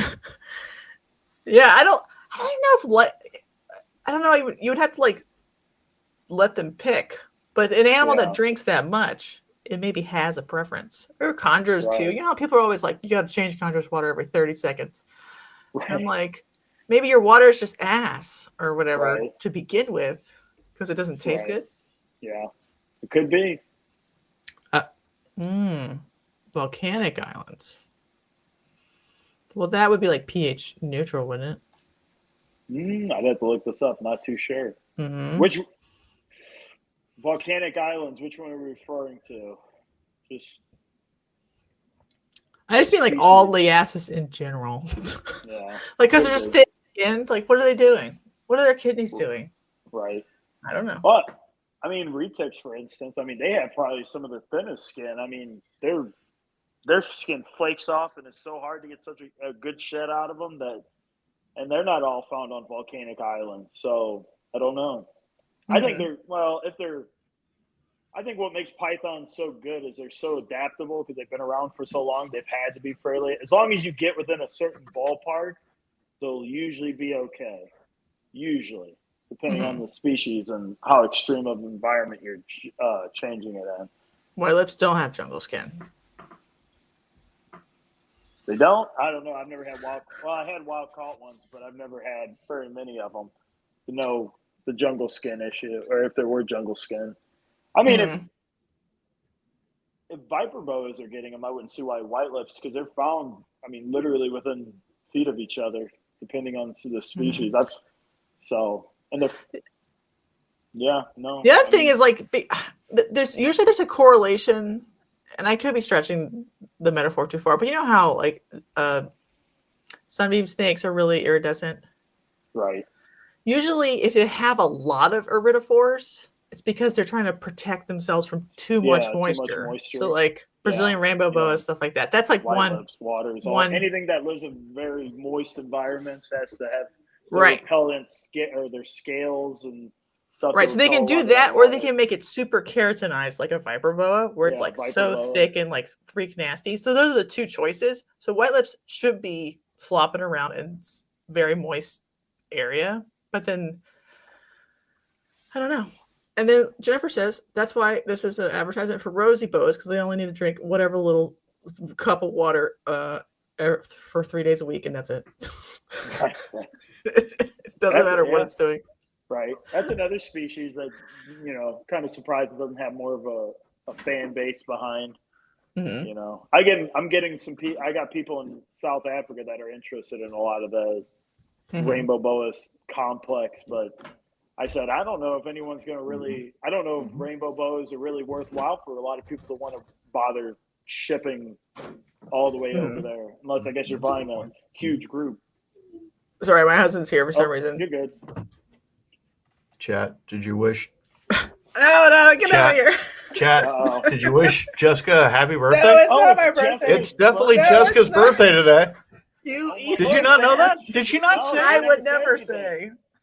I'm an adult. 28? Yeah, an adult who's 1 year older today. Get out of here. Yeah. Now I'm embarrassed. Look, no, it's her birthday. Red. Did you not know that? I damn No, she didn't say anything. Why would I do that? All right, get out of here. Get. Happy birthday. Happy birthday. All right, Birthday, chat. Jessica. Everyone sing along. No, okay? we're not singing. Look. Sing a Right. song. Alex, are you ready? Okay. Yes. One, We were two, talking about three. snakes' buttholes. Happy birthday to mommy.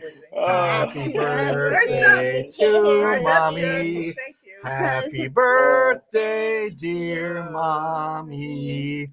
Happy birthday to mommy. Yay. How old are you now? Old enough to kick your ass, so get out of here. All right. Ooh, oh, it's getting violent. Yeah, that's what you get. I'll spank you later. Ooh. Ow. Okay, anyway. Sorry for that interruption. Oh, that was great. That little shit. I'm going to kill him. Oh, God. In a nice way. Yeah. I know. Well, happy birthday, Jessica. Thank you. I'm an adult, though. I don't think it actually matters when we're born anymore. But, yeah, we just don't care anymore. Yeah. I have to do math now every time. Yeah, I have to actually think about it. It's like, oh, shoot, how old am I? I feel like I'm still 20 years old, but then I'm not. I know that part. That's the bullshit part. You're like, oh, yeah, I still got time to go. Oh, nope. No, I don't. Time's flying by. Yep. No, exactly.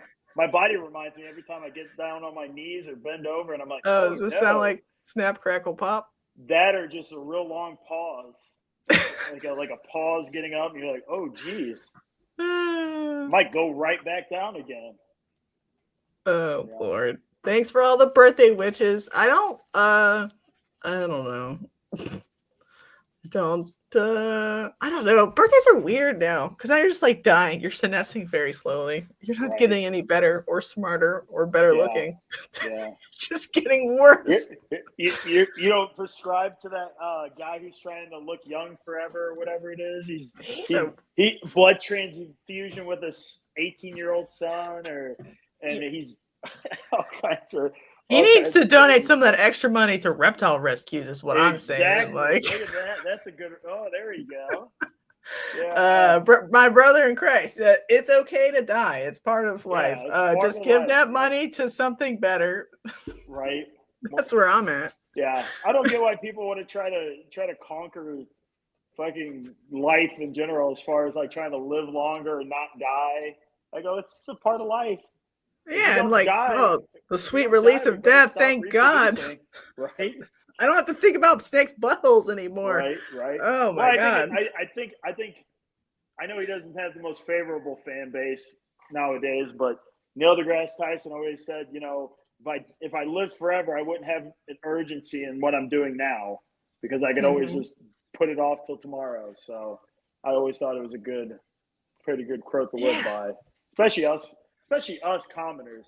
If that ever does become a thing, we'll never live long enough to afford it anyway. So No, if it was is there ever a thing, altered carbon or anything like that, right. where Say like what? rich people could like upload their consciousness to like new Oh clone yeah, bodies, and you're like, yeah, that's exactly what's yeah, gonna happen. Poor people are gonna suck it, and just rich people live forever. You're not gonna live forever. yeah. You know, No, you're part of yeah, the the minorities. slums. Yeah, that are not going to have that privilege. We're just going to, No. that's why you just enjoy it the best way you can or know how, and that's all you can do. All right. Are there any other pros or cons to being a rare species vendor at a reptile show that you could think of that we maybe forgot to touch on?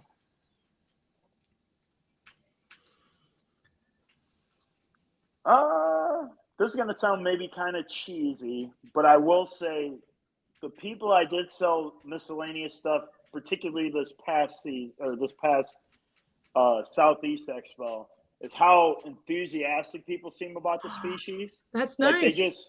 they just were excited about it. Like I was showing them, oh, look at this book. Like there were people interested in the Stimsons and the spotted pythons. I go check out the complete children's python if you haven't gotten it. Or give you extra reading material and stuff that you can learn about more about the species ecology and evolutionary history and all that, and just whatever geeky stuff they might be interested in. And just to see their enthusiasm for a new species was kind of refreshing. I think that kind of gets you excited is when you see other people excited about it. I think that's honestly the best way to be. Not that you can get someone excited about it, but to see someone else's enthusiasm about a species, even without you having to, explain to them like how cool something is or why this is unique or special or something like that. I don't know. That's always refreshing to me, anyways. Oh yeah. I mean, there's a lot of things about a reptile show that for me like take from my cup. Like I'm like trying to give all these people who don't care a lot. Right. But when somebody's like, "Oh yeah, that's awesome," I'm like, "Oh, thank God." Somebody else thinks this is awesome. Right. Thank you. Right. Thank you for coming up.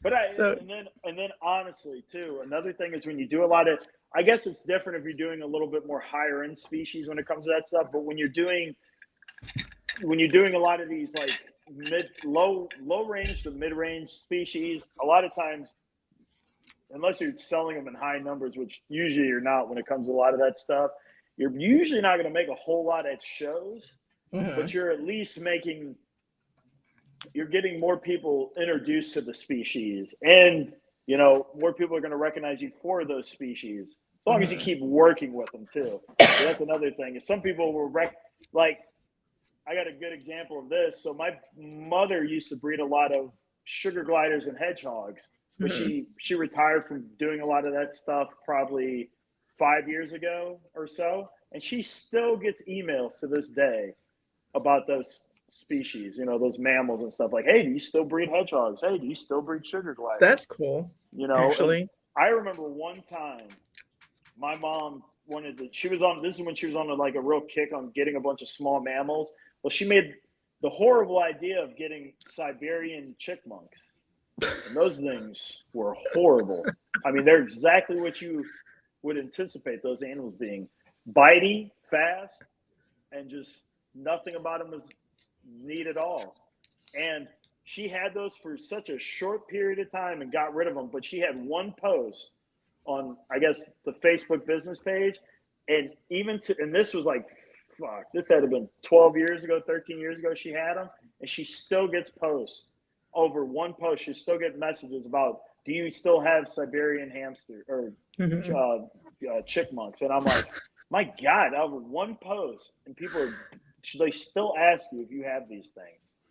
Yeah, I think I talked about it on a member live, but I compare the reptile hobby and maybe just any hobby as like a ship of Theseus. So like you are part of it for a while, you're a piece of it, and you're important. Like you make up the composition of the ship. And if you leave, doesn't matter because you were holding the position of the ship and then a new person comes into that slot or whatever.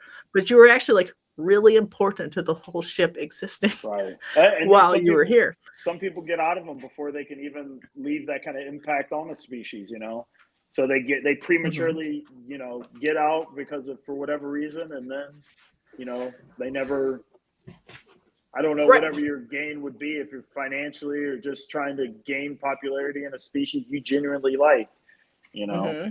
But even if someone has the species, let's say like they have carpets for 5 years or something, they breed the last 2 years or something because they bought like 2-year-olds or whatever. Right. Just them taking care of those carpets for that time is good for all carpets, because like some new babies were born into the world that were that locality or that line or whatever, and they were labeled correctly, and carpets continue to exist because you helped carpets for 5 years. So even if you stop having carpets after 5 years, you're propagating the idea of liking carpets. So that's why I'm like, even if people get out, it's okay, you can get back in later. And you were like helpful, maybe you make content, and you made more carpets, you know, or white lips or ring pythons or whatever. So like it's so, and so one person's like contribution, like Mike Pinnell and like dwarf berms, can be critical for that species in perpetuity, because other people had them and they still have them, but like most people stopped having them or bred them to regular berms. And that's the dangerous part too. People will, like, a lot of times a species can be on the back of one person's shoulder or a small group of people's shoulders, and then for whatever reason they get out, they move on, some life changes happen, and then that species just disappears in the ether, you know, or whatever it happens to them in the hobby. And that's, I think that's what caused me to want to diversify more, is the fact that I remember when a lot of species were common, and now they just become a lot less common, and it's kind of just disheartening, you know. I think the hobby will be a little less exciting without a bit more diversity, you know. Right. So like even if a ball python only person doesn't really have maybe they like something, like that's extra, they should like it because they want the hobby to continue and maybe propagate it. They don't even have to make it like a business. They don't have to worry about the pricing. They just like it, and it's fun for them, a little extra thing they're doing, and that's like contributing to the diversity and, you know, balance of the hobby. If it's a species that's relatively easy to care for and not easy to heck? Uh-oh. I'm gonna blush again. Uh-oh. Thank you, Steven. I can't take any kind of praise in any way, so thank you. Steven. Leviathan's thanks. Man. Yeah. I lost track of what I was saying. Sorry. Nothing. Oh, it's all good. I'm very easy. ADHD. Brain's always moving. Well, we were talking about like it's okay for people to try stuff if that helps preserve that species in the hobby a little longer. It's in the leapfrog to the next person who maybe could be in the hobby a little longer. Right. Yep. No. I just, like I said, just don't want to see species disappear because of people's. Oh, I remember what I was going to say prior. So I remember, you know, Craig Trumbauer. You follow him much? Do you ever hear about his story with the corn snake? I think it was one of the neatest stories, and chances are it's probably 1 in 100. It's probably something that doesn't happen often. But he said he said a kid who couldn't afford a snake, but he gave him a corn snake, a little Okatee corn snake, and that kid ended up growing up and came to I guess as an adult, came to one of the Orlando or the Daytona show, stopped by, said hey to Craig, and said, you probably don't remember me, but you gave me that corn snake all those years ago, and now I'm got my PhD in herpetology or something, and has a conference somewhere around that area, and thought he'd swing by and say hi. And you know who the kid was? No, he didn't say. He didn't give a name. You'd have to ask him. He didn't divulge any names. But I thought that was pretty cool. But again, it's a corn snake, not a Burmese python or a reticulated python. Right, you want to set them up for success with like a pet. You don't want to give them something that's going to be just, all right, this is ridiculous to be given a child. So I don't know. I think people who do stuff like that, you know. Yeah, that's good. There's so many things that are like multiplicative in the hobby. Like it's more better than when you. It's not like 1 + 1 = 2. It's 1 + 1 = 17. It's like so much better downstream to like donate to a rescue. You know, give away books that kids read that are about carpet pythons or whatever. Just give away. That's why I have bookmarks. I have bookmarks with my logo on it, so I can give the kids and adults even. But I think the kids get more of a kick out of them than the adults do. Right. And I think some people take their passion, and it's still a passion, but it's so much of a business now. It's like very extractive. Yeah. And then you're like, oh, is it fun? And then they maybe still donate stuff, but like to keep the ship of Theseus going, to keep the hobby going, right? You have to like take some L's. You're right. Like you have to bring a snake to a show knowing you're not going to sell it, just so you can explain that species is cool. Yep. You have to like make a YouTube video about it because it's cool. Well, until I gain the courage to do a YouTube video, I'm just going to stick to shows and try to do my best to represent them, because YouTube is just, I'm kind of like you. Like I can't just awkwardly stare at a camera, pretend to talk. And then, like I said, I'm very easily distracted, so I can go on a ramble and then just totally off base. Don't even. Maybe you should do it though. Yeah, it had to be someone recording, someone keeping me on track, and then just have to be worked out like that. Otherwise, I'm just all over the place, and it just wouldn't even. It would be hard to keep my mind focused on just that one topic. Yeah, I'm for sure dead inside. To be honest. So I think you can tell when I'm like trying to like read a script or whatever. Right. They don't have anybody else's like energy to play off of. I'm just like, well, I'm gonna talk to you, and this is my normal. I don't have like a YouTube voice, but I still think even if it sucks, it should be done. Like even if you suck personally, sorry, you should have a video about scrub pythons. Right. It doesn't have to be perfect. Right.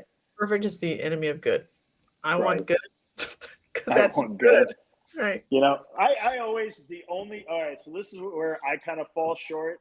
Is the only non-snake YouTube channel I watch that I think would be cool if you can turn it into more reptile related, even though a lot of their topics could be applicable to reptiles. Is do you ever seen the YouTube channel SciShow? Mm-hmm. I think that you can, where it's fun, educational, but even normal people can understand it. If you could somehow incorporate that into something reptile related, I think that could, I don't know, at least that would be up my alley if I would. But like I said, I just don't think I have I think that'd be more of a Jessica. The charisma? If Jessica, I think you could do it. I don't know if I have charisma, brother. Come on, you can do it. Pull it out of the hat. You can do it. I have faith in you. God. Yeah. I think, I mean, who did something kind of like that? There was a guy in the UK that used to do one, but he was he came off, he had good videos. It's probably not the same guy, but there was a guy in my mind who he was very informative, but he kind of came off snobby. That's British hard. Guys, yeah. I mean, it's hard. You got to find a happy medium when it comes to stuff like that. I think what's his face? Clint isn't bad. Oh yeah, he's like the cool elementary school teacher somehow. He's like the closest thing I think we got to something like that. But I don't. I think we need like a cool. What's oh my god, what's his name? Chris, what's his name? The Star Show guy. He's always talking about black holes and shit. You talking about Neil deGrasse Tyson? Yes, we need a cool, not like a elementary school's Mr. Rogers. What's just that? That's a vibe too. I'm into that. Yeah. A cool science. Where you can communicator. It's cool and funny and has some. That's why he has a comedian with him too. So he's got some little funnier. Yep. But not too zingy. Yeah, just zingy enough. Just enough for us me and the normal people can understand his humor and get it. And it's like, oh, okay, this makes it a little easier. But I think you're right. There's like a fine, because it's weird how I don't know if the pet tubers follow much of the breeders, but it definitely seems like the breeders don't follow much of the pet tubers, or not. I wouldn't even say the pet tubers, but say someone like Clint's Reptiles, or who'd be another one who'd fall under that? I don't know. I can't think of anyone like else. science education.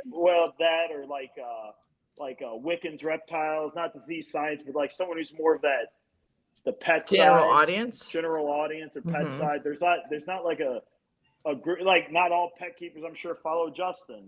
Same thing. The opposite end where he's a breeder and showing more project stuff. But I wish there was a way you can blend. I think truly the only guy who came really close to this was probably Barche back in the day.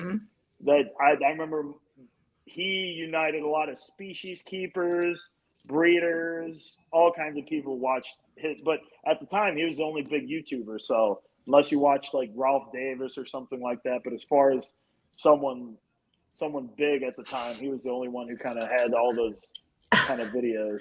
I think there are cool herpetologists. I think there's a problem with like the personality that makes someone a good herpetologist isn't necessarily like doesn't have a perfect crossover with being a Rizzler online. Yeah. Like there's like a fine line. There's like boring professor and somebody who has charisma and is actually interesting to listen to at the same time. Like Marco Shea is like technically the best of that era. But he's not a Rizzler. Yeah. He's all business. Yeah. Well, I don't know. He's better than say someone like Rick Shine or who'd be another one, like a Daniel Latouche isn't bad, but I don't know. Some of these guys who are like, see, I'm only listing like Python, a lot of Python researchers, but those guys they're a lot more smug, I guess. They're not as charismatic as Mark O'Shea's pretty. I don't know. I think he's a little more upbeat and more excitable, I guess, or at least he seems like it now more than he was back in. Like, he just had a very. Years ago. I liked his show because like the best part about his show was that he failed. Yeah. Well, you know what I mean? Like he'd be like, I'm gonna go find the species and I can't find it. It's like, well, good. right. But I'm talking like I'm even talking about like on like just him as a communicator. Like nowadays, like I've heard him on a couple of podcasts he's been on, and I was like, man, he's actually compared to like Snake Talk. I don't know if you follow that. I listen to some of them, but a lot of them, I'm sure are just kind of like, like boring professor or something like that. They're not as intriguing, or you just don't give a shit about the topic either. I mean, there's some that you probably may not. America's Next Reptile communicator challenge. Right. Like there's got to be someone who has a crossover of like smart, talented, but also just like a good public speaker, will gush over a lizard on a log somewhere and have fun. That could be you, Jessica. Listen, I haven't gushed in a while. I'm waiting for it. I'm waiting for the video. I don't know. Maybe we'll see. Probably not. Which snake breeder has the most Riz? That's a great question. Snake breeder? Ooh. Right now, currently, who could like? The problem is there's a salesman quality of a breeder, and sometimes there's just like a really like charismatic person who like everybody wants to be their friend, and sometimes they overlap, and sometimes they are distinct. Right. So are we just talking about ball python people, miscellaneous people, everyone? Because I think someone in the ball python community who gets overlooked quite a bit was Marcus Jane.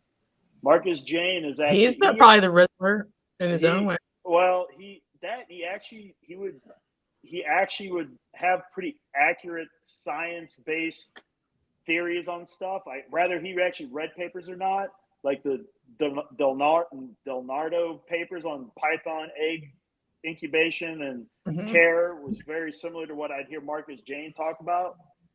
So I always thought that was pretty interesting. So I mean, Marcus Jane's up there. I mean, as far as like someone who really just grabs me though, man, I don't know, Jessica. You grab me. You're pretty excitable. When we get passionate, Jessica, it's like, oh God, she's out. She's just fucking pulling me in right now. Yeah, I mean, when I'm spitting, I be spitting. But oh yeah, you get it, girl. The hard part is sometimes like, I don't know.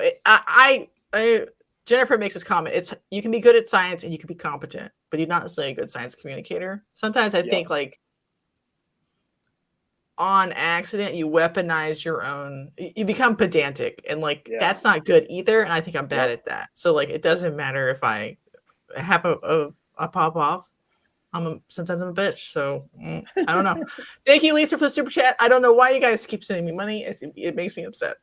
Oh, come on! But I love it, so thank you anyway. I'll send you 10 corn things for $20. Excellent. William is the man. Can't wait to get my pair of Rockhamptons from him. Oh yeah, just waiting for this cold to break. Jesus Christ, it's horrible out here. Yeah, I think next week will be good. And I know Memphis is shut down this week anyway. Like they're, I don't know, collapsing under a tundra or whatever. So maybe like even though the weather will be better, it'll be backed up stuff. But yeah, that's what I'm wondering. I was like backups and all that. Oh yeah, we'll see. Good old winter just knows how to really put a damper on things. Oh, and I was going to ask you privately, but I was put you on the spot publicly, and then you'll feel embarrassed.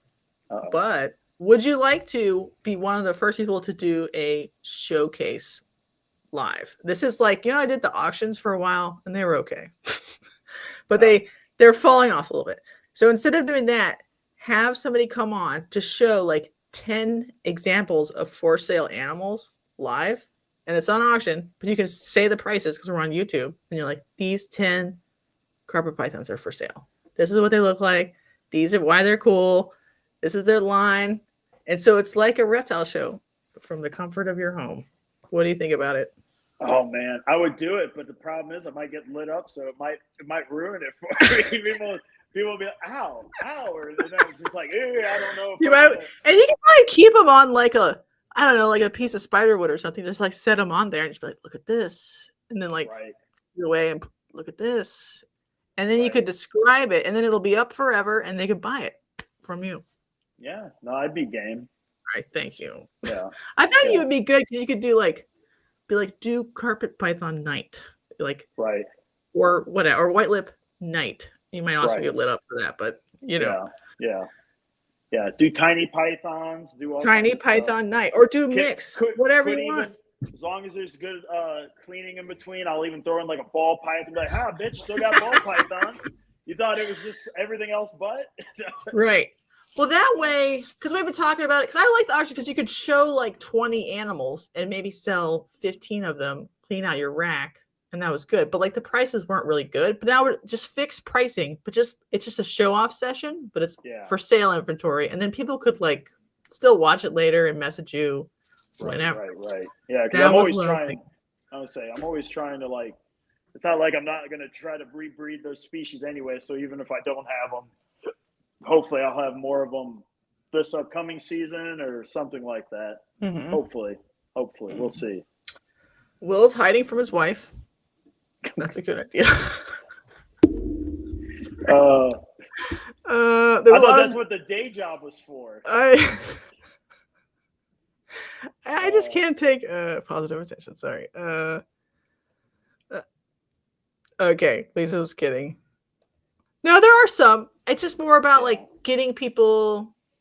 It's hard now because we're all like so fractured online in every way, but especially in like who is the cool herpetologist that everybody watches. There's like so many different like vibes. And then it kind of comes. So this is what makes like the ball pythons so different is just.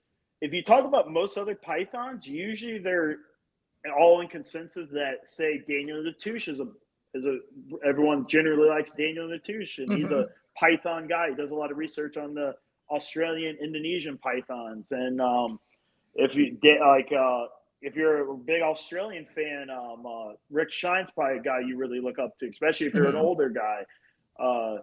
Who else would be another one? There's all kinds of python guys, but then when you talk about like ball python people, then you're talking about somebody who's more of like more of an entrepreneur or something. Like pick whatever entrepreneur like in that category, and then it's less about the herpetology, and then it's more about business, and it's trying to find, because I think they're both important to a degree. Blending the two, rather it's.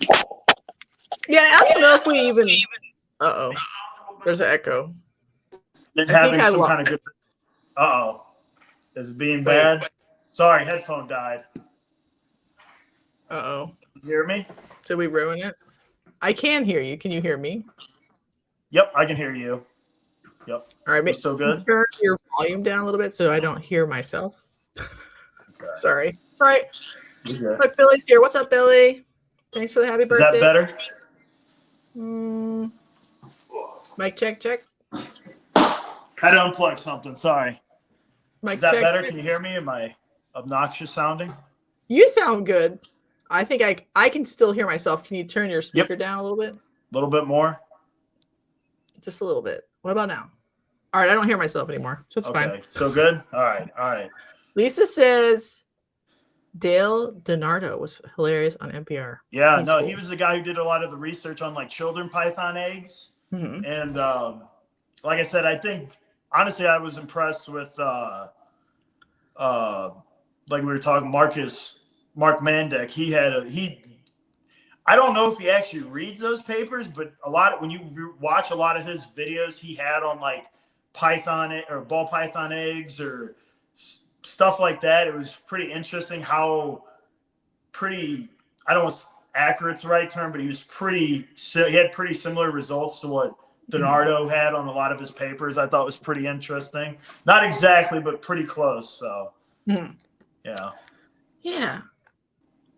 Ball python people can be smart. Yeah. No, the ball python people are smart. I'm just saying, I think it's so if you got a ball python guy, it's weird. Ball pythons, I remember Dave saying this, but it's 100% true. Is ball pythons are their own little world. Mm-hmm. You're less concerned about the ecology of that animal and more concerned about the business side of that animal. Mm-hmm. And it's weird because you would figure you would be more into the genetic side of those animals, like the inheritability and all that. But then it's almost just entrepreneur. Not to say there's anything wrong with it, but it's just it's interesting. It's like when you got a python person who's interested in pythons, they want to know as much as like Lisa. Lisa she looks up the entire West Papua ecology, not just white lips, but just birds and everything. Mm-hmm. I don't think a ball python guy gives a shit about anything outside of a ball python dug out of a dirt. And there's nothing. I get it. Everyone's going to have different levels to this as far as what interests them or what they like. But I just find those two perspectives pretty interesting. And I would consider Lisa a white lip person. Not all white lip keepers are as extreme as Lisa. Lisa just, when she likes it, she likes it. I will give her that. Don't you think that's like maybe a Lisa thing? Like some people are like diligent, earnest keepers of whatever they're keeping. You know what I mean? Yeah. Well, I think there's just levels to it, different spectrums. Yeah. But like I said, there definitely seems like a strong difference between almost all python keepers outside of ball python people. Not to say, like I said, I don't want to make that sound like ball python people are less than. It's just different. I think some people will take that, that just means ball python people are less than other pythons. No, I just think it's different. Different doesn't mean better or worse. It's just different. So. Right. And there's also that sort of personality type where it's like sort of gamified small business thing. It happens in other hobbies too. Yep. So it's not like, it's not bad per se. And there definitely are ball python people in ball pythons that like to think about what ball pythons are doing in Africa. So some of those exist, but they usually they're not all the same. You know what I mean? But I tell people too, I think what'll make ball pythons more interesting to you, unless you just don't like ball pythons, is when you keep ball pythons and then you keep a bunch of other pythons, you see just how unique ball pythons are compared to other pythons as far as their defense mechanisms, their cultural impact on West Africa is pretty interesting. And just like I said, there's a lot of interesting things about ball pythons other than just them having a bunch of morphs. But I think most people, like, this is more of a dig towards python keepers, but a lot of python people like shitting on ball pythons. But in all actuality, I think ball pythons might just be one of the most interesting pythons as far as as a general oversimplification of it, I guess, they're just more interesting. I think there's more interesting things about them than other pythons because they do act differently to an extent. Right. Like I think if ball pythons pulled a dunce python and weren't common, they'd be like, "Fuck ball pythons." Oh yeah, no, I'm sure they would probably be every rare python keeper would want ball pythons then because they are, because I'm seeing people. I see people wanting Calabar burrowing pythons or boas or something, and those are, they're a little more extreme than a ball python as far as their defense mechanism. But I think, sorry, I'm reading Billy's thing. I can't talk and read at the same time. No, you don't have to. I just put them up and sorry if you can't read it. I don't even remember, but yeah, a lot of rare python people want to get Calabar burrowing pythons, but I'm like, well, that's just because they're rare and no one really works with them. But if that was the same with a ball python, you'd want a ball python instead. Mm-hmm. I think it's just hip for people just to not like ball pythons because of the people in them rather than the species, and I think that's kind of a shame. Mm-hmm. Yeah, it is. God, it's so hard because like ball pythons are fine, right? They're fine. They're cool. They're interesting. They have. Tell me how you really feel, Jessica. I feel like I'm about to get one. But sometimes, like, I feel bad. Like everyone's like, well, you just have ball pythons this time, and I'm like, I don't know. Sorry, like. I have other stuff. They want to guilt you? Yeah, I'm being like gaslit about it. I'm like, well, I do other stuff, and just this time I just wanted to bring more ball pythons. I have more, and then they're like, and I'm like, like what are we doing? Like, why does it have to be weird? Right. I don't know. Yeah, I think people just take the community, I guess, too serious as far as like, I don't know. I think they forget. I think they're taking out what really got them into it as far as like. It's still a python. It's still cool. It's just the fact that more people work with them than your rare species. So you just like your rare species because they're rare. But if they were not even a fraction as popular, you probably wouldn't like them anymore, or they would be less interesting to you. Right, I can tell you, if ball pythons weren't worth shit and nobody wanted to work with them anymore, I would still have. I don't know about a rack, but I would have a number of ball pythons still because I still find that species interesting. Regardless if they're cool. Yeah, they're very peculiar. I don't even know. Like, sometimes I'll watch them and they're acting. They don't act like boas. Right. That's for sure. Like behaviorally, they're like snuffling around in their like cocoa or what. I've never seen a snake snuffle around. Right. Or like periscoping in the bin to watch you and like wondering what you're doing. Boas don't really do that either. They just like turn their head and like. I remember years ago the sales pitch on retics was like, oh, they move their eyes, but then you go, every python moved their eyes. You're just not paying attention to it. And it's just, I remember there used to be some really silly things people would point out that try to diminish a ball python. I go, it's fine if you don't like ball pythons, but you ain't got to shit on it because you just, I hate to say it, but you just because they didn't come in the pretty colors you wish your snake came in, Yeah. Because you want to hear something that's funny, that drives me nuts. People who shit on ball pythons and say it's because of the community, but then they'll look at whatever species they're interested in, something weird pops out, and then they just get, oh, this could be the next new hot thing. And I go, oh, that sounds like a ball python guy. It's like, go fuck yourself if you're going to act like that and then diminish a ball python guy for having his morph. I go, if you like that species, you would be like, fuck if there was an albino white-lip python. Fuck if there was an albino Timor python. Yeah. Or whatever species or morph it would be. I'm going to get myself in trouble since this is the end. I know, I'm sorry. I'm probably going to get myself in trouble. I'm going to get myself in trouble. I think like the bantam corn snake, the dwarf corn snake is the most disgusting looking thing I've ever seen. And everyone's like, oh, wow, look at this fucking monstrosity. I love it. I can't wait till it's a new morph. It's like squat and like. Oh, God. I mean, like, this is the definition of like the asshole-less ball python morph to the next level. It's like a deformed snake. And everyone's like, this is going to be the next big thing for corn snakes. It's going to be the best. And I'm like, every ball python ever is better than this like tortured animal. Right. People who love it, dumb.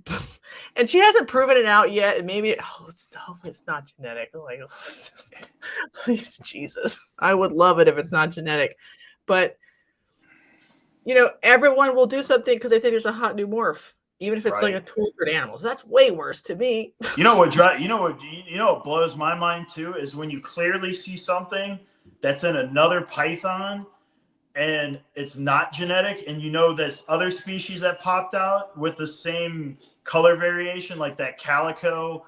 You ever seen the what do they call it, the calico retic or whatever, those retics that are normal and then just it's almost like they go through a bleaching phase or something where their color gets real bleached out, and then you'll see it in other pythons and clearly it's the same thing, but people just hold out, no, it has to be different in this or something like that. And I go, it's like, go ahead, but I certainly wouldn't be spending no $10,000 on that animal and hope for the best. I mean, you can if you want, you have the money to do it, but I don't know. I think that's what makes ball pythons interesting too, is because if there is morphs in other species, chances are there probably is a morph very similar in ball pythons that you can draw a lot of the same analysis to into something else. Like Indonesia, almost every Indonesian python has an axanthic morph. We were either talking about duns, or liasis in general. You're talking about scrub pythons, retics, berms. What's another one I'm probably forgetting? But I don't know if shorttails have had one yet. I'm sure they have. I just don't recall. But I mean, a bunch of these species have had the axanthics that seem to thrive in the wild. Blue-tongued skinks are another one. You see it in them too. A lot of these, whatever reason, axanthic morphs in the wild seem to do pretty well. Same thing with patternless. Patternless is another one that seems to do pretty well in Indonesia. So. Like boas make an axanthic every day. Right. Well, hypo seems like some kind of hypo trait seems to be in almost all, or at least a lot of the island stuff, huh? Yeah. So like, I think there's a lot of big feelings in the hobby, and most of them don't matter. Right. Overall, but what matters is like, are you taking care of the things that you like to produce? Right. That's almost what really matters. So that's why, if people's condemnation of ball pythons is only that they make too many of them, then that maybe is a fair one. Yeah. Sometimes. Yep. You know what I mean? Yeah. Yeah. So I don't know. Last topic. I saw your special tri-stripes. I thought they were pretty cool. What do you think you want to do with special tri-stripes, or where are you going with tri-stripe right now? Trying to get into the Orange Dream stuff and fire stuff and GHI. Honestly, GHI tri-stripes by far is one of my favorite tri-stripes. I mean, those things they are the tits. Good. Yeah, they are fantastic. And maybe since I can't seem to hit a GHI puzzle, I can hit a GHI tri-stripe. So that's what I'm banking on. I'm 80 something eggs deep in the GHI puzzle, and I still can't hit a visual. There was a GHI Mojave puzzle for sale last year. I've sold snakes to Joel People from State 48, and one of the first things he made from that mail I sold him were GHI puzzles. I go, man, you lucky son of a bitch. You should have fought him on the streets. Seriously. It's to the point where I'm so frustrated with it that either I will keep back so many GHI heads that I have to hit it, or I just give up on the project and wait till someone has a visual. Do you think they're close together? Like on the chromosome? Something? Maybe.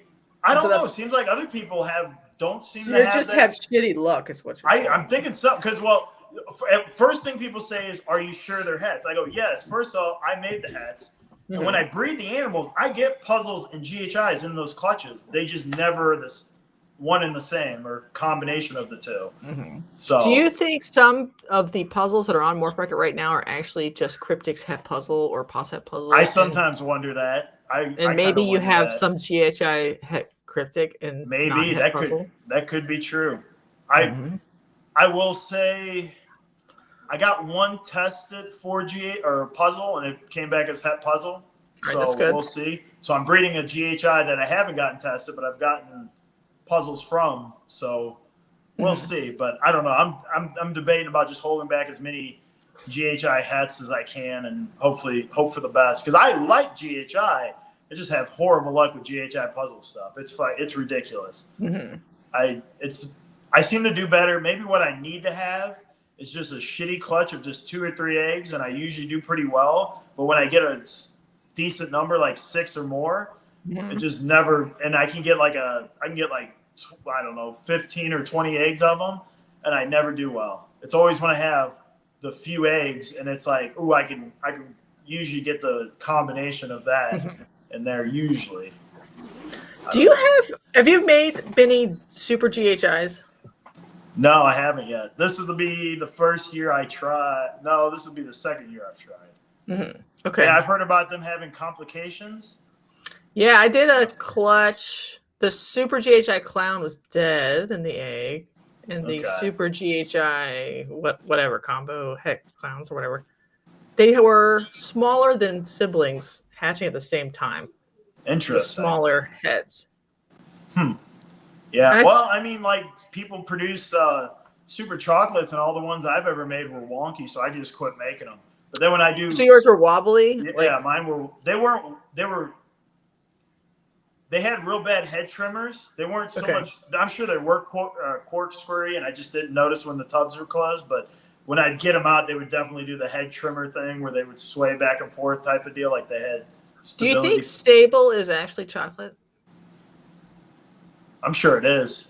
Because like that one is Wookiee chocolate, or is that different? I think they know it's different now. Oh, it's different but now. But and then like there are multiple chocolate lines. Raven was a chocolate. So do we think? You think there's a chocolate that does super chocolate that doesn't wobble, and that's what's responsible for like some people? Oh, I'm sure it's levels to it. I lost audio. Did I do it? Did the headphone not work? You're back. Oh wait, what about now? No. Okay. All right, it works. Sorry. All right. Sorry for the complication. I was because RGI found there was like 3 specials or whatever, 3 distinct genes responsible for special. So there could be 5 fucking chocolates, and 2 of them wobble in the super form, and 3 of them don't. And like, right. Well, how much of it is like with the DG stuff when they like A and B like. Or just genes that we selected that we thought were nice, and we just kept those lines going, especially back in the day too. So I have a theory with like tri-stripe. So I'm sure you've seen kind of tri-stripes you looked at and you were just like, either looks like a super good hat or it's a shitty visual. Well, I think a lot of the good tri-stripes, and I remember hearing about the fertility thing people were talking about, and I kind of wonder if back in the day, because I remember back in, like, I'm talking the old school, like Colette, Tracy Barker, and all of them, and Pete Call. At some point when the market started crashing, it didn't make sense to buy a whole lot of stuff. It kind of made more sense to produce your own stuff and just essentially live off that. Well, kind of what happens there is your collection becomes very isolated, because what do? You're breeding hets that are related to other animals that are all essentially related. And I was debating because we do see tri-stripes on eggs, but it just doesn't seem as prevalent. So I think tri-stripe might be suffering a little bit from inbreeding depression, maybe. Yeah, I emailed Colette a long time ago. I guess 2 years ago now. 3 years ago. I was like, "Do female tri-stripes breed?" Yep. No, I asked her that too. She said, "Yeah." Yeah, she's like, "Yeah, they do taste. They seem to." She thought they took longer to get to size, like on average. Right.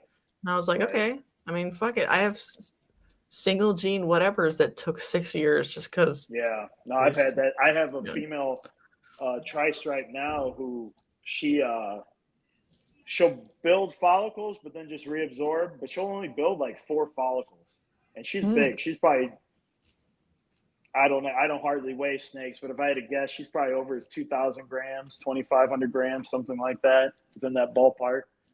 Like she's decent size, and she just.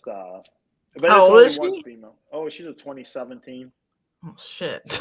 Yeah. Well, here's the thing too. I don't really breed her all that often because sometimes I'm just like, man, I have like a spot nose tri-stripe. I go, I'd rather breed that right now. I really don't know. I like her though. I'm one of those. I'm real. If it's a pretty animal, it makes it harder for me to want to get rid of. That's why I've kept Candy, Ultra Males, a lot of my base gene of those around for so long, is because they're just pretty and hard to get rid of for me. You know, I'm a sucker for pretty. Spot nose tri-stripe was from Dave. Yep. I might have seen a picture of it. I think it's cool. Dave's like, it's not cool, or it's not as cool as it should be. And I'm like, you're wrong, Dave. Dave is just easily convinced. Another ball python person tells him it was probably a bigger name. I'll give him that. It was probably a bigger name, but then he's just like, yeah, you know, you're probably right. And then he just chalked it up to just not liking it or something. Because I've seen shit. He was like, it doesn't look like a tri-stripe, and people will only like tri-stripe if it looks like a tri-stripe. And I'm like, you're wrong. People like clowns that look like explosions. Yeah. I mean, it's so fragmented, but you can tell the tri-stripe's really fighting the spot nose, but it's not overpowering the spot nose to where you couldn't tell it was spot nose. Yeah, it's fire. It's going to be fucking fire. Yeah. Yeah. No, I agree with you. There's all kinds of neat stuff you could do with it. Just trying to think of what. That's the thing. What? And then, like, when Kyle Frost was first showing a lot of the leopard tries, everyone, I guess, was like, is that a try? Because it's so crazy, right? Right. They're nuts. Right. They're nuts. Oh, yeah. No, I've seen a couple of variations. Like, there was some on Morph Market. There was some made, back in, like, 2018, I think. It was a while ago. Someone made some, and they look wild. That was the only reason. So I'm not a big tri-stripe clown fan, but the only reason I have double hets is because the only thing leopard I had was a leopard clown combo. So I just said, well, I'll just make double hets and not worry about the clown aspect of it. I think the tri-stripe clown will be better than I think people think it will be. Well, Will Morris put it that way. One. Yeah, like they kind of boring because it just sort of lines up. Well, but if you can, you're talking about like with something else, like leopard could be interesting. Like leopard, spot nose could be. Leopard, spot nose, GHI. Those are so crazy in tri-stripe. If you asked clown to accept that too, there's just going to be a nonsense explosion. So I need your honest opinion on something, and I got the double hets for it. What do you think the visual double het or the visual tri-stripe puzzle will look like? I'm either thinking it's going to be I have a sneaking suspicion, if anything, the tri-stripe's going to overpower the puzzle, because puzzles can sometimes look tri-stripey-ish, or they interact pretty well. Or I think it could be a mixture of all, because puzzle's so variable to an extent. I guess depending on what the... I don't know. Because sometimes puzzles are like linear, like there's still pattern, there's still yellow back, whatever. Yep. When puzzles are like a cinnamon lesser or something, and they end up just with a stripe anyway, like all the alien head eyes are there anyway, those combos will probably maybe hide try. But I don't have puzzle, but I was going to do pure cryptic tries because cryptic is very banded. Yeah, it's a banded. So it was going to split the eyes apart. So I think that will be crazy also. I think that might actually But if it does, so if it acts like puzzle acts like cryptic in that combo, it'll be good. If it acts like it's just going to smooth out puzzle, I think that's why I'm not a big fan of like leopard puzzles, because they look like a tri-stripe. Some of them can, and they're still cool though.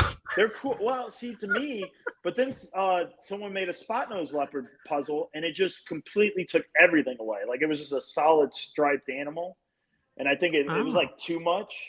Too much. So okay. It was like, all right, we need to dial this back. Now, I'm always a proponent of never just try it once, because puzzle's so variable, you might get different looks in it. So I wouldn't mind trying it once or twice to see if I get that same exact look or something different. So I might still try it. We'll see. So many things. Right now I'm on like this trying to get, people are poo-pooing the bamboo stuff, but I've been getting some real interesting colors in bamboo. If you add dark stuff, keyword dark, most people want to add light stuff like pastels, fires, and these lightning jeans, and it just takes everything away from it. And it looks like a pale snake at the end of the day.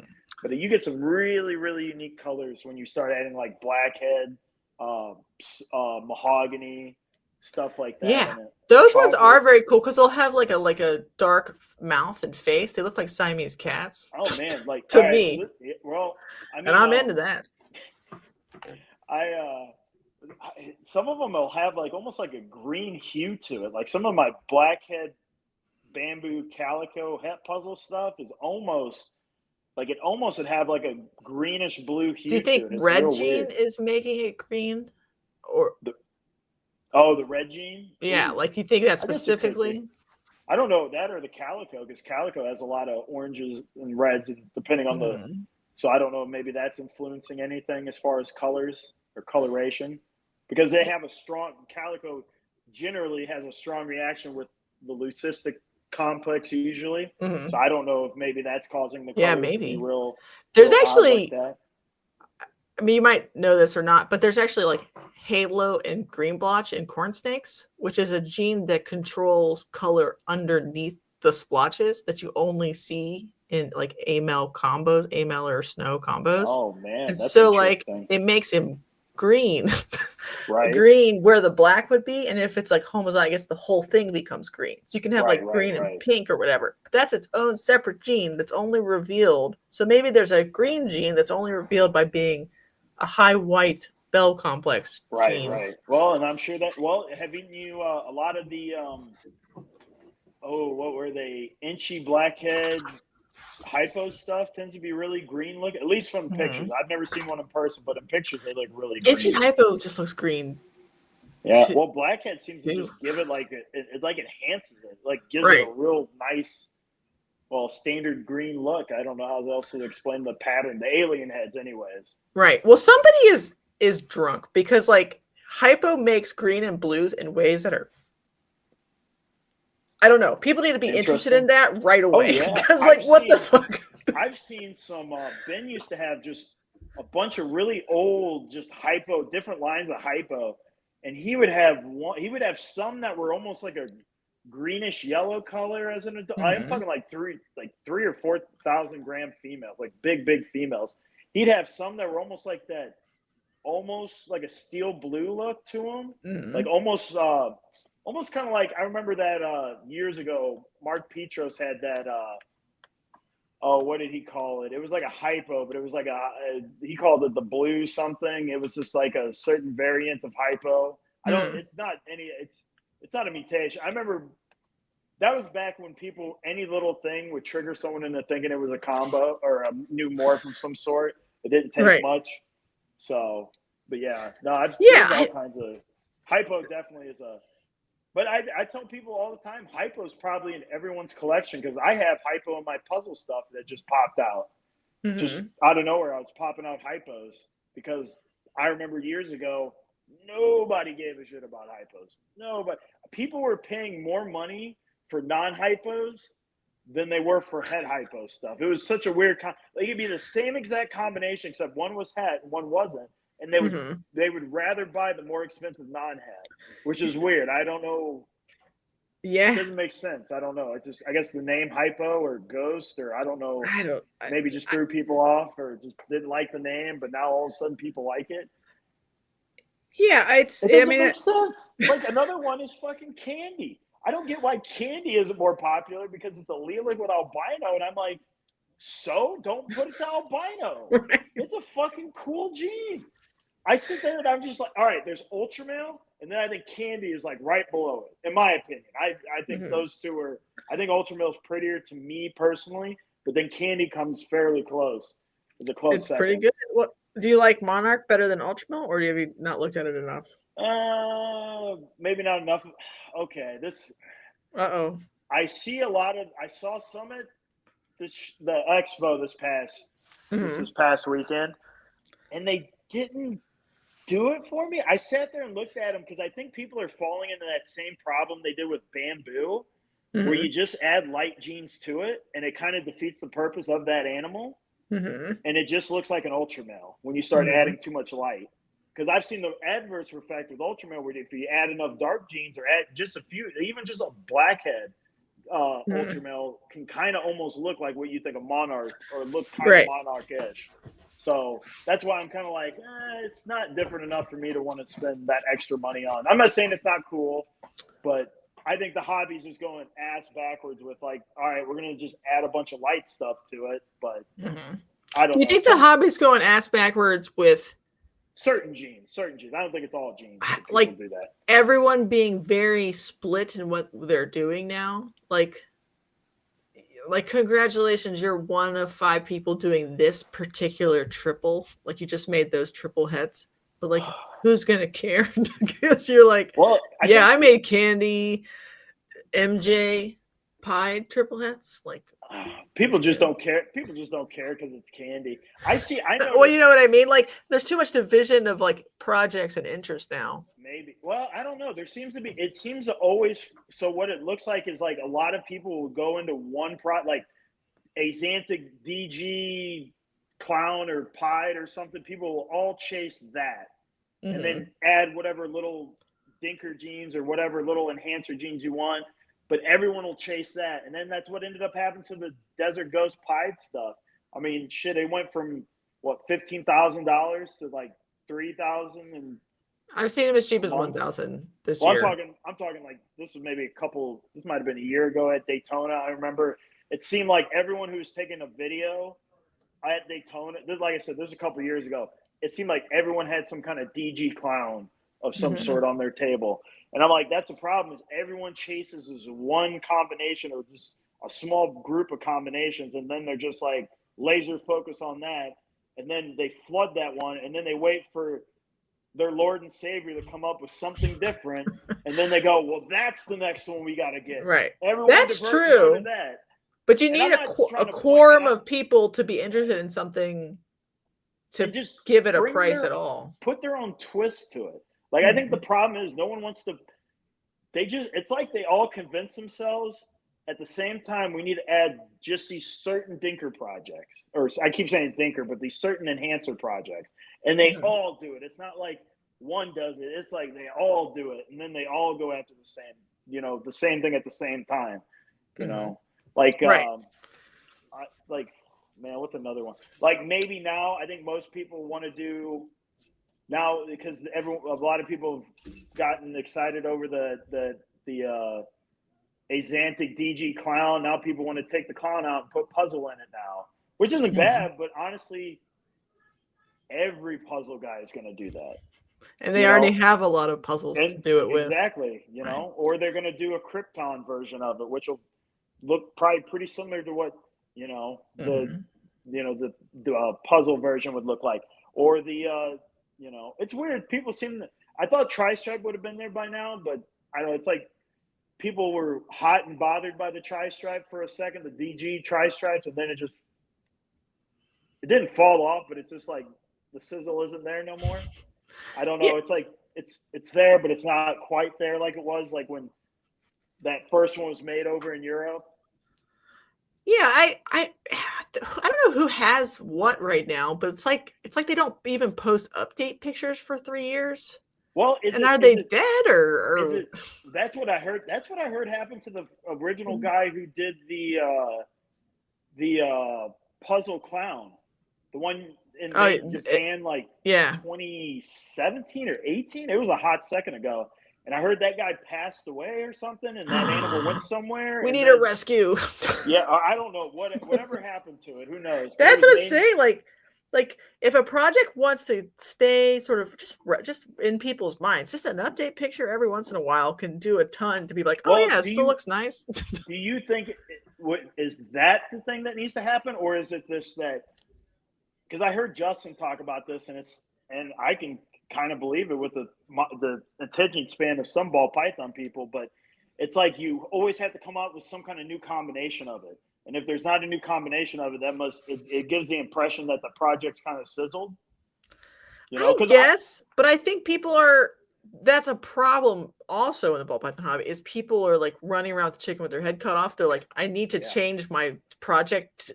Because a new video came out, and I'm like, we can't have 5 zeitgeist changes a year, 4 a year. How about 2 a year? Where we because like a female doesn't even get old enough to breed in the time you've changed your mind 17 times with a breed or 2. So I just mean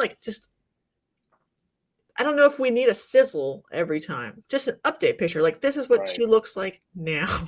Okay. Like, she's getting bigger. Right. The project is still cool. These are some new hets that we're working on adding, but we haven't done it yet. But maybe, so I don't know. This is just my opinion. I know a lot of ball python people think it's piss.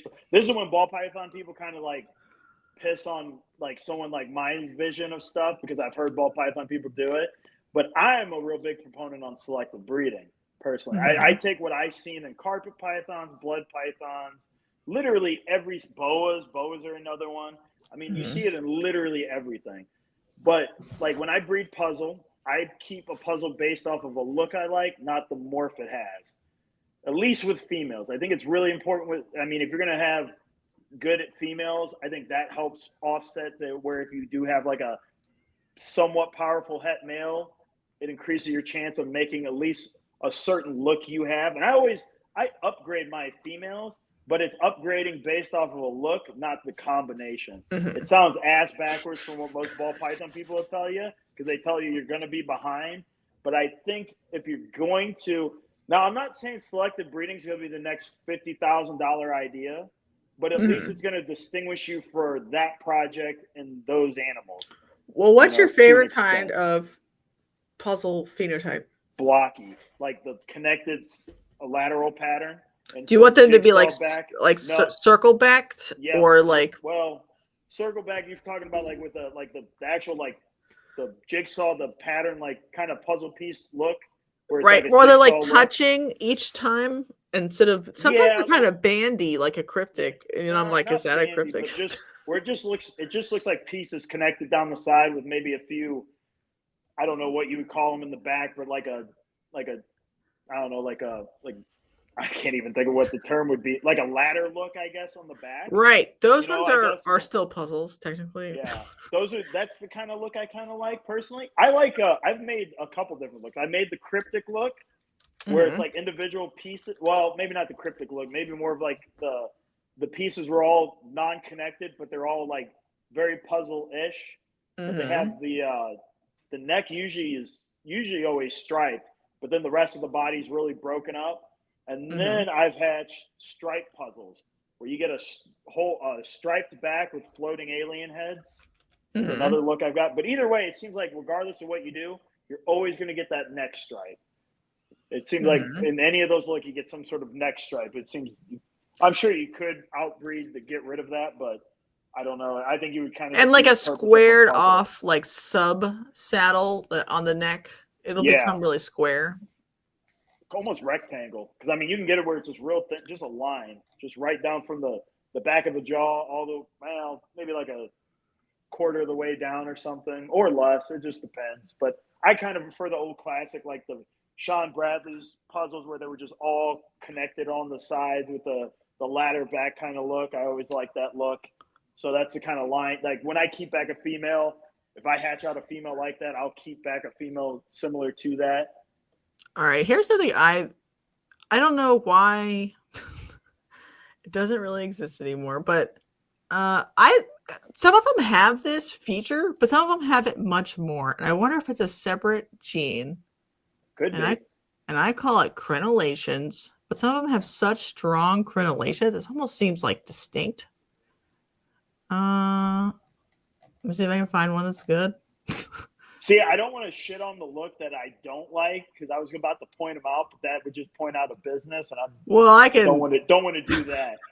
But there's like certain looks and puzzles that it doesn't appeal to me, so I won't keep those typical or those animals usually. And I think it depends too on the combinations, because I think certain looks in the base gene will really make certain combos really accentuate that combo or make it worse.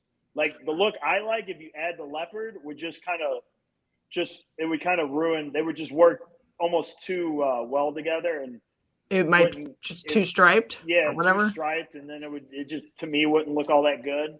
So which one do you like with leopard? Do you want a more banded one to make it more of the banded, so there's more either breaks or more of a confused look, I guess you could say, where sometimes it would be more, particularly with the back. It seems like more of those those bandit look animals will fight more with that back and give it more. I mean, this is still cool. Yeah, it's still neat. I'm not gonna say it doesn't look cool, but it just it almost gave me a tri-stripey look. That's why I'm kind of like, yeah.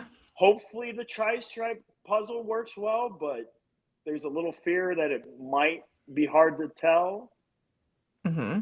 So I think something like, you're moving too quick, Jessica. Sorry, I'm looking for a specific animal. I thought it was the craziest animal I've ever seen for a normal puzzle. You should have screenshotted it. That's what I do. If I like something, I screenshot that in case I never see it again. You know, I might be never seeing. Oh, fuck! What? Get the hell out of here! Hold on. Do you like the ones? So you like the ladder style? This one? Here, go back to the other one. There was the last page. You were just on the bottom. Okay. I think it was the last one. I hope it was the last one. Very bottom. There was a particular look. Is it that one? This one? Kind of. I almost like that look. The pastel one there. The far one. This one. The pastel on the far end here. Yeah, the super pastel. That's probably super pastel. It's giving it that real weird back, but I kind of like this. Like a zipper type that back? Zipper look. A zipper look would be pretty. But I also like the ones like that one, the just normal sold puzzle, the older animal it looks like, where it's like real. This one? And no, the one next to it. This one? But yeah. Oh, you like that? Don't you think this is a cryptic puzzle? You think so?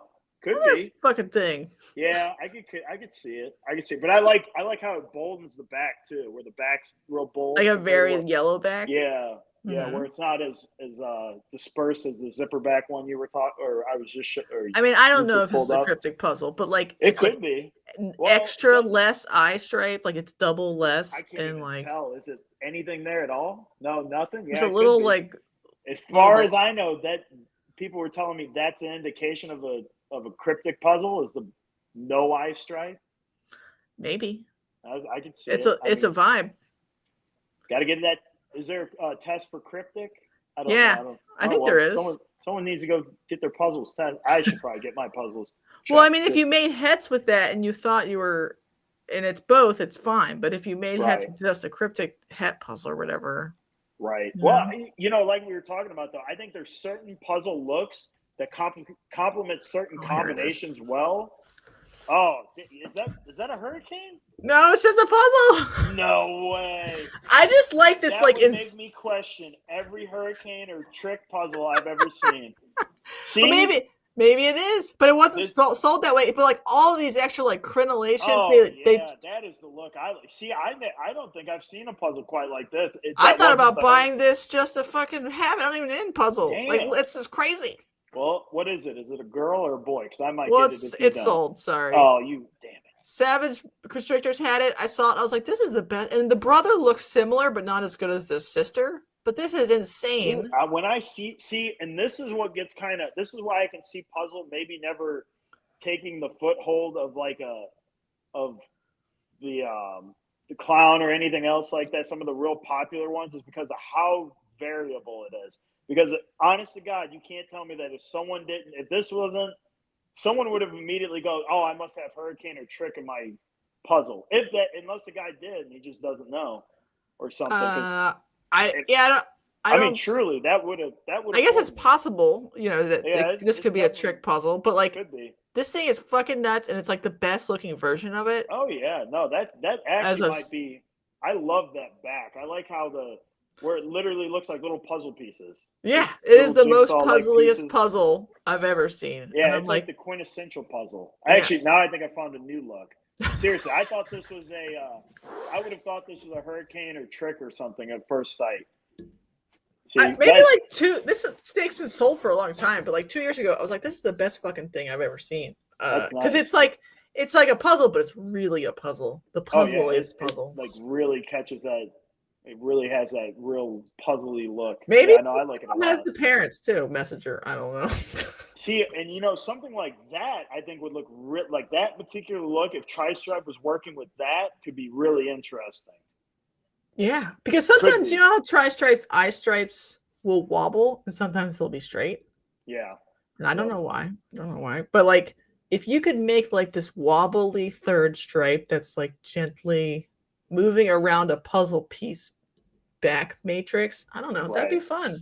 Yeah. There's all kinds of, like I said, I think though that's why that will be what'll unfortunately keep puzzle from being super popular, I think, because of how variable it is. And I think that scares ball python people, because we saw what happened with the desert ghost thing, where just if you just the mere mention of polygenetics in a snake scared the living shit out of people. And I think that's what'll keep puzzle from personally, I don't think it'll go away, but it'll just keep them from hitting like a pinnacle, I think. And I work with puzzle, so I'm not trying to dog shit a project that I'm working with, but I'm just being honest with myself. I think that's what'll keep it, because it's just so variable, it'll scare people, I think.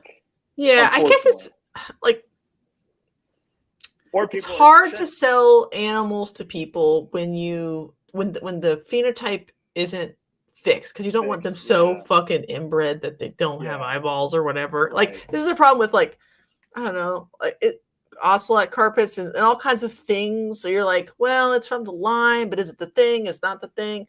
And then like corn snakes, like the base color can change. Both parents could be perfectly gunmetal gray. They breed together. You get enough polygenic juice. That's a percentage of the babies do not meet the standard. And then you're like, well, and they've been doing that fucking corn snake for 30 years. We're not going to fix it. It's just a process or whatever. So it just makes it hard to like invest. But if people stop thinking about like investments and start thinking about like projects, then it's fine, I think. Well, I mean, that's why I keep not a lot, but I have like a group of wild caught ball pythons, female ball pythons, is just for that reason. Whenever you get a look you like, and then whenever you start enhancing it, when you get to a certain extent, you outcross it to these wild types, and you bring in new genes, and then you can, progress, not like overly inbreed this stuff, but you can keep some genetic diversity in it, but still keep at least some sort of look you're looking for. David says he thinks it could be a hurricane or special or something. Looks like it. It really did to me when I first saw it, but it's hard to, sometimes though it's, and I was talking to Charlie from shed testing. Yeah, he was and you see it all the time, but a lot of people they immediately jump to the best case scenario with a snake, a baby that just hatched out, and they go, oh, this has to have everything in it. And then he goes, yeah, and then most of the time those people send the shed snake or the skin in it, and it's just not it. Whatever gene it is. And I tell people, you would figure too, when some people sit there and think about something, they would try to talk themselves out of what something probably isn't, but they do the opposite, and they talk themselves into what's not actually there. And I tell people, here's a simple way of looking at it. If you have to guess or second guess yourself, do you really want that to be the combination? Like, I would rather undersell something and then I just be wrong than sell something that it didn't have in it, but you were just hoping on a wish and a prayer that it did or something. But I tend to think, like, if it doesn't, I'll just assume that it's not it. Honestly, if it doesn't look like what I was anticipating, unless it clearly is by either genetic testing or ruling out certain whatever genes it could be, then I try to just assume that it's not it. If I have to really sit there and second guess myself, I really hope that isn't it. Right. And then we have a problem now where we're sort of standing on the shoulders of giants. Like, most people haven't bred all the incremental parts of what they're breeding anyway to even have they're just, and I do it too, like cross-reference stuff on Morph Market, look whatever. But people are doing it with like very complicated things, other very complicated things with unknown interactions, and then trying to sell it. Like, maybe they should shed test it. Like a lot of the Wookiee combos that were from the Kraken-like things, they're all very cool, but some of them are apparently the same but look very different. So whatever else is polygenetically in the mix, it's fucking them up in unique ways. So I'm like, all of you fuckers probably have to shed test everything. Sorry, unfortunately. It's like, that's what they should do, but they'll probably just post it on Morph Market saying this is what it is, and then someone gets screwed later or something like that. But I don't know. It's just But people just get too excited, though. I get it. If you're new and you hatched out something that could be a potential world's first, people just are so gung-ho and excited about it that sometimes they don't think clear. They're just way too – that's why it's good to have those older people in the hobby that can bring you back down to earth and hit you with a bit of that reality, be like, hey, bitch, that's probably not it. And they still don't listen. Sometimes I know people who still go like, oh, no, that has to be it. And they got the blinders on of the excitement, that new exciting feeling. Did you think people at Southeast were buying more ball pythons in Kansas? Like, or when they were into like the tri-stripe stuff or whatever your current inventory is, or what were they doing? I can't figure out the current ball python market. I talk to people and they're like, I can't buy anything right now. I'm poor. And I'm like, okay. Or some of them are, but what do they buy? I don't even know. Anymore. They're not buying double het females. That's for sure. Right. Well, it seems like it's,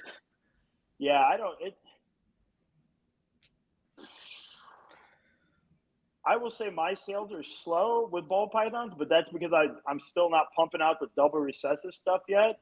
Because unfortunately with puzzle, a lot of it either hasn't been made or it's just nobody's selling it, or people who are selling it are selling it under the table and you just don't know people are selling it. Or so it's one of those that, like, it's hard to get it. So a lot of times you got to make that stuff. So I'm not making a lot of the double vision. Now, I've sold a lot of double hats based off of what other people made. Like when Brock made that sunset puzzle, my God, everyone got just hands over feet, or just so excited about that when they saw good. That they were just wanting the double recessive. They were willing to get the double recessive because of what that snake. And I don't know, rather it was actually because of the way it looked, or it was because of the alleged $150,000 price tag or $200,000 price tag. Is it Steven's fault? No, not him. No, this is I think Steven promoted the idea that it was expensive. That was from his. You talking about his recent, or not recent? His YouTube video he had. Yeah, I mean, I like to give him prior to that. Okay, prior to that. But I don't know. I don't know. Was that public? I hope I wasn't supposed to. No, he promoted the idea of that combo with that price tag in a video. Because I remember the first puzzle sunset there was that much offered for it, and I don't know. And that's when I sold some double hets that I had, and I don't know. I guess. Did you ever sell the double het try puzzles? I know you had some for sale. No, I kept them all. Okay, I just didn't know if somebody wanted to see the vision. I posted the picture and people were interested in trading. Some people wanted to trade their double hats with mine, and I'm just I don't know. I feel like if I added something different to it, it's gonna make it not look cool, because there is a certain bit of fixed genes. You gotta, if you want to get a certain look, you do got to kind of keep that gene pool a little bit tight, depending on what it is you're going for. And my fear is if I add someone else, I don't know what that dude's breeder puzzle look like, or his tri-stripe for that matter, if it was the ideal look that I like. So I'm real weird about stuff like that. I don't know about adding certain things like that. But as far as I heard, Sunset sold pretty well. Steven and them were talking about selling Steven and Winston were talking about selling a handful of Sunsets, which is interesting. That is a market that gets shit on so much yet sold so much. I don't. Well, it's coming down to a price where people can fart around with it more. Right, you can buy a male Sunset now for if it's on auction, $500-$600. If it's not on auction, $1,000. Just a straight male Sunset. That's starting to be people can just fuck around and find out. Right. Whatever. Right. And so and it's new. It feels like a lot of the value is in, not new is in quotes there, by the way. Just right. It has to be a clown Sunset, a clown monsoon, a pied monsoon, a puzzle hypo. There has to be one of the rarer recessives in the double, because if it's the double of something old, it's $400. So this is what kind of I find kind of interesting with the Sunset thing is I feel like people are taking that. So okay, first of all, if you want my old school mindset, first I think we should be selectively breeding Sunset to look better, because you can only season shit so much, and it's still going to taste like shit.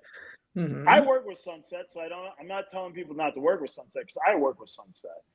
But I think we I think selective breeding would be a benefit for that gene. But another thing is people are so anti dark with sunset. Like I actually like the leopard sunset, but people go, well, it makes it look like shit. Well, add it to an ultra male then. Add it to a candy then. Don't just, well, what am I going to add clown to it, make it worse? No, add a color mutation to it. Don't add another. It's just a pattern mutation that's not going to, maybe make it worse, not better. So I think people there's not like logical thinking about certain things. Like it's not, I think people they're so quick to poo-poo something and not truly think about what they can do with it. Like, I don't know, like what are people hot about with the sunset right now? The desert goes, or is it even desert goes? I don't know. What do you hear people talking about now with sunset? Is it still sunset puzzle or is it something else? I think sunset puzzle's very fresh in people's minds, so that's good. Just sunset anything is pretty okay currently. Because other shit stuff, on the sunset clown stuff, so that's why I was yeah, I mean they're shitting on all of it like equally, but like the people who like it are okay with any of it. It's just more expensive. Like a clown pie, you can get one for $400. So like a combo of a 25-year-old pair of double recessives is not worth that much. But just having sunset in any sort of duology, any of them makes it more expensive. Because people are interested in it. Well, and it's funny too, because it's like people don't care about the double or triple heads, but then they it's like they want the double recessive or triple recessive, but then they don't want to pay the price tag, but then they won't get the heads because they're not patient enough. And I can tell them this. So when I worked for Ben Rennick, I worked with Ben when Ben originally bought the Sunset Project. When he bought that Sunset Project, he spent $60,000, right? He spent $40,000 or $45,000 on a visual female, $15,000 on a het male. That female only ever bred once for him while he was alive. Only bred once. The het male, he bred to a bunch of virgin. I'm talking like a rack full of virgin females. He made all of his money back. Let's just say it was well over 6 figures. Back on that male, this $15,000 male. And here's the funny part is now that we have genetic testing, you would think more people would take advantage of that. Because Ben was doing this prior, he was just hoping on a wish and a prayer that these were hets. Now you can actually check and test to see if they're hets. But it kind of boggles my mind that people aren't willing. I know some people are, but the fact that new people, or I don't know if it's just they're afraid to, or they just only have one female they can breed it to, and they want to make it their all and not take a gamble on it like they would someone with a little bit bigger collection. But do you think though interesting the newest crop of like whales, no offense, but like people who want to buy a lot of snakes in a year or two to start their business or whatever, ball python wise, like they're truly whales, like they're gonna spend $500,000 the big spenders, somewhere right. Do you think they just like they don't want to do the value added good deal, like get a het male of something weird, breed it to a lot of stuff, and like do that work because they feel like they need the ROI return and they feel like they need to look cool to their friends. And they need to make sure their wife doesn't yell at them because they spent $500,000 on snakes, so they have to go for like a $25,000 snake. They have to. I don't know. That's an interesting thing to think about. I think that's always been kind of the for as long as I can remember, have the whales, as they were called, the big spenders would always. I think some of it's. I ain't gonna lie. I think some of it's the breeders. Some of the breeders would just convince them, you could spend that, but you had the money, buy the visual. Just get the visual or something like that. And a lot of times, that's how that kid was. I hate to say suckered, but he was suckered into buying that scaleless snake because he had the money. He didn't know any better. And people think an adult would, but I don't think an adult would, if he's just getting into snakes. We hear it all the time how even people well off will get screwed. It's just some of them are better at bouncing back from getting screwed compared to someone who's just inherited a bunch of money and spending it. But yeah, And some whales aren't screwed. They're just like, they just get out in 2 years because they just don't feel like it. Right. They're independently wealthy and they're just like, fuck it. It's I like a don't want quick to. sizzle. Yeah, some of them's like Yeah. a sizzle. I think you hear all kinds of stories, man. You would hear anything from either they just sizzle out to just they didn't do proper quarantine, so the snakes start dying, or Mm-hmm. you would hear they get. I mean, man, I've usually like getting sold the wrong hats too. I've heard that before. You hear all kinds of shitty things that happen, even with the big spenders, because people think, they just, they spend a lot of money. We'll just take advantage as we can. This hobby's always done really well, and that's what I think coast a lot of the bigger breeders through.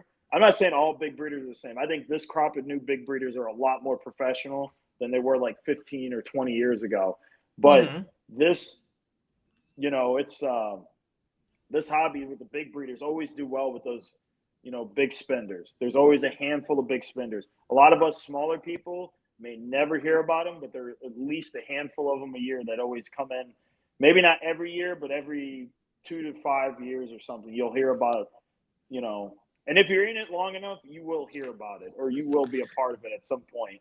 You just got to be in it long enough to hear it or be a part of it, I guess. I think, and this is a personal theory, maybe I should be not talking. Let's hear it. But some of the big breeders, I think they exist to hunt whales. Like they're just selling some small stuff, like 30% of their business is the small stuff, and they wholesale some stuff, but they're waiting. They have a professional appearance, professional signage to hunt a future whale. So like if business is slow, it's because the percent of whales in the market is slow for them, because they don't really need to sell a bunch of $1,000 snakes to hundreds of people. They want to sell packages to whales for $20, $30, $50, $100,000. I know that was it's a good one. I think it might be a little bit different now than it was 10 years ago, even, because back then it used to be my retirement was selling my collection off to one of those whales. You hope a whale comes by, buys your collection, there's your retirement. That was originally the idea back, like I said, all those years ago. I don't know. Now I think it's a little bit different. It's more of, we just, you can sell a big group of animals or something to a particular individual. And that's what you were banking on. Yeah. And it's not necessarily like a condemnation of either party. Yeah. But like there's a point where like the snakes are so expensive. The projects need to be kept expensive so that the people that bought heads 2 years ago don't want to freak out. And so you can't just offload it all into like the market. Yep. Just like, you make a deal, you have like a package, there's just this and it's a breeding group and it's fine. But if there's a point where you've scaled so big, you rely on whales, and you can do some of your like small transactions, your $1,000 sales, which sounds like not that small of a number, but it is technically, I guess.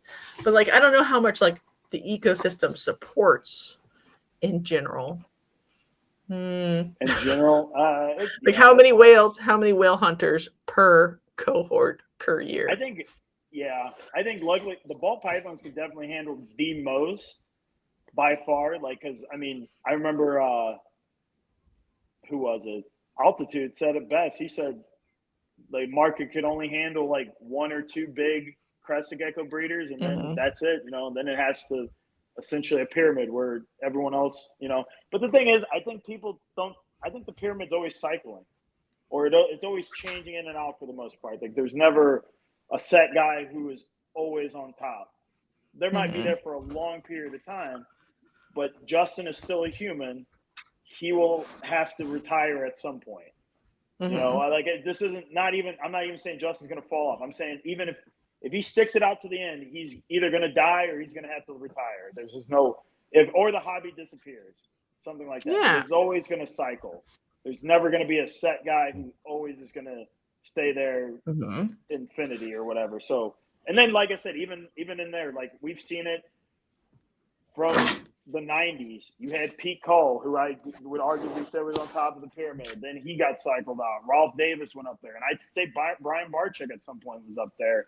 And then Justin now. And I mean, you see it all the time with this.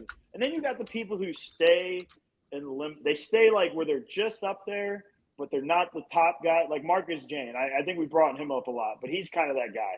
He's up there, but he's not like he's not maybe the top of Canada's pyramid, but as far as like a worldwide ball python thing, I think he's definitely. I think some people don't even know who he is at this point.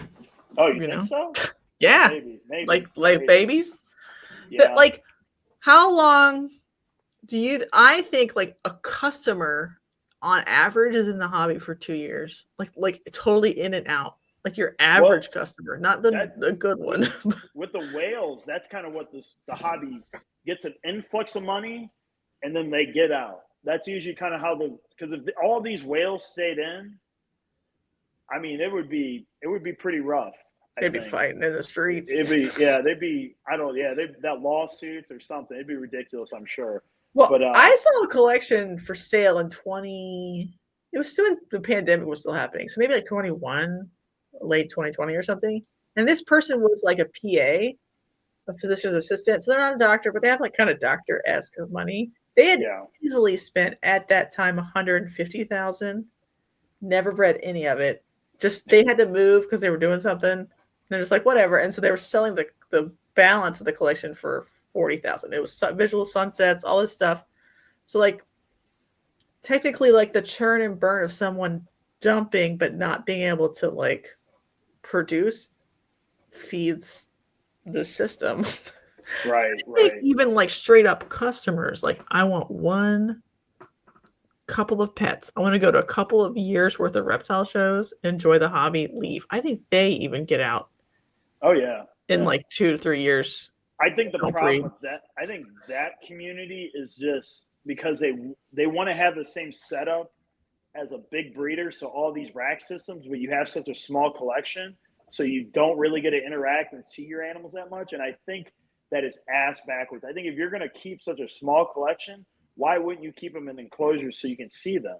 Mm-hmm. I think that should be just a given. If you're going to keep it small, keep them in a cage so you can at least see them, or at least keep a group of your animals in cages so you can at least see them.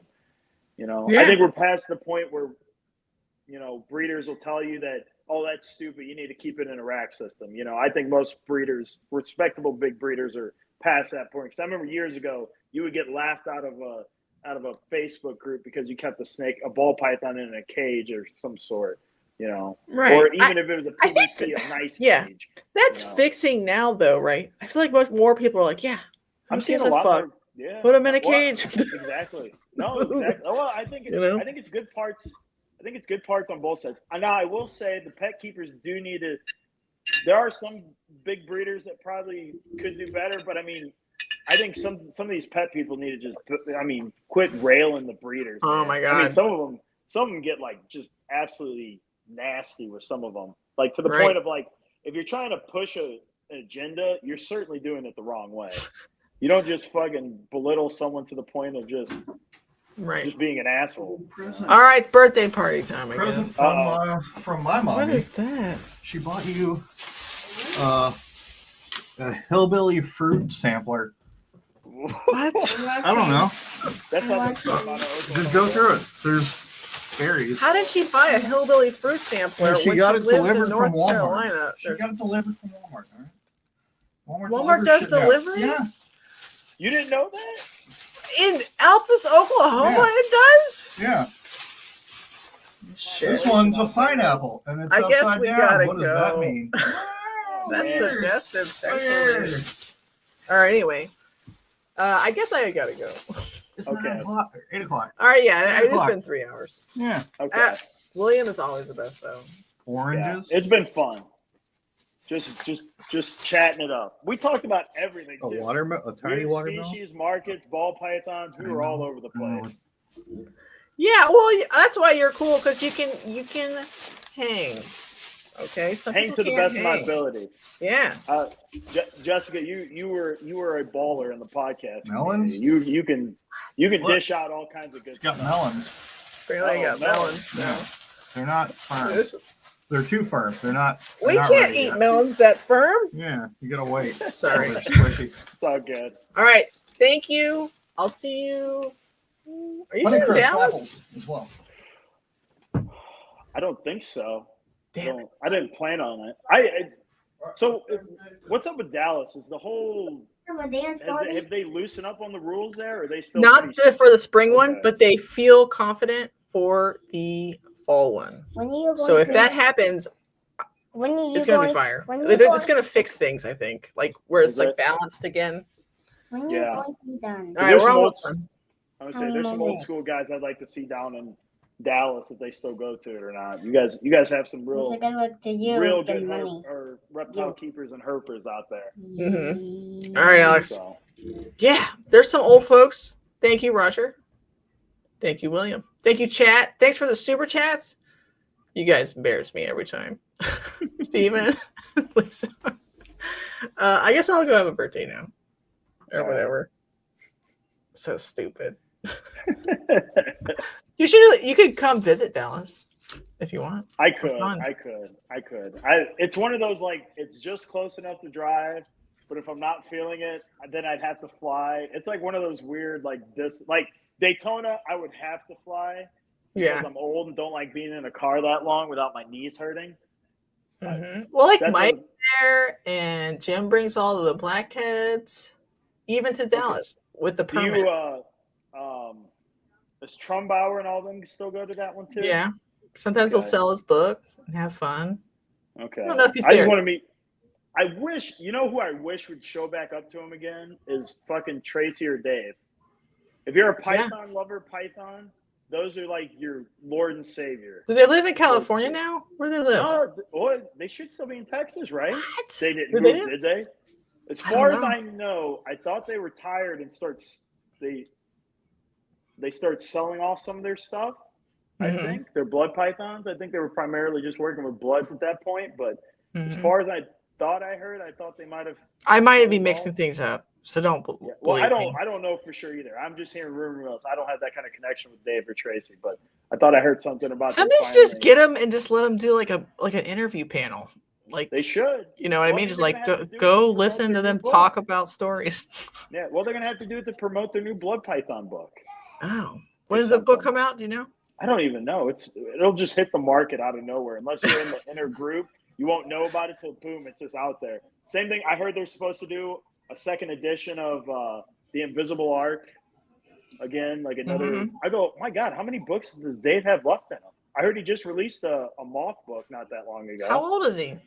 Ooh, 70 something, maybe close to 80, somewhere. Hopefully, at least one more at that age. You know what I mean? Going. I need to at least meet those two at least once in my life. That's all. Yeah, somebody's got to do some to be like a guest of honor, and just like hang out. Just give them a table, free table. Just hang out, talk to people. I don't see why those two wouldn't get free tables. Same thing with like all the old school guys. I go, they literally grew up and saw Bob Ashley and Brian Potter when they were children. Right. Literally children. They raised them on the teat. Yeah, and then right. I go, what are you going to be disrespectful to your grandparents? I know, you got to be nice. Well, I touched the cord again.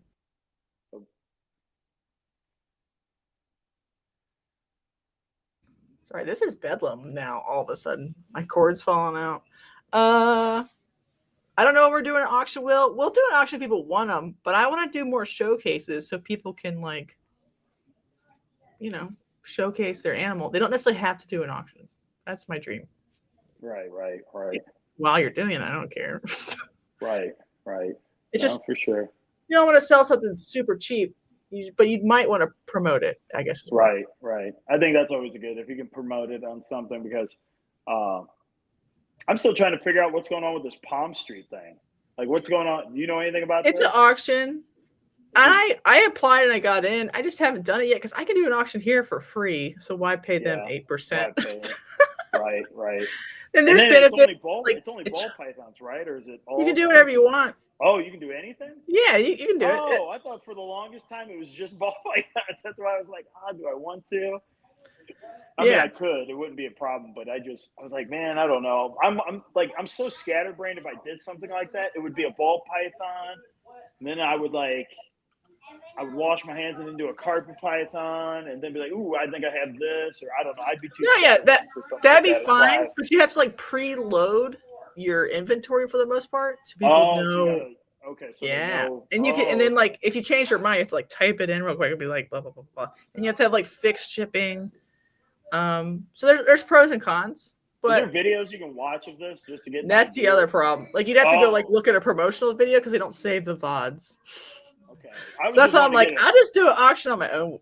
Okay, podcast. I just wanted the vibe, just because I hate to be in there. Well, you don't know. Well, they know you came in, but they don't. They won't yell at you for the most part. You can just be in there and lurk. It is fun to watch. Yeah.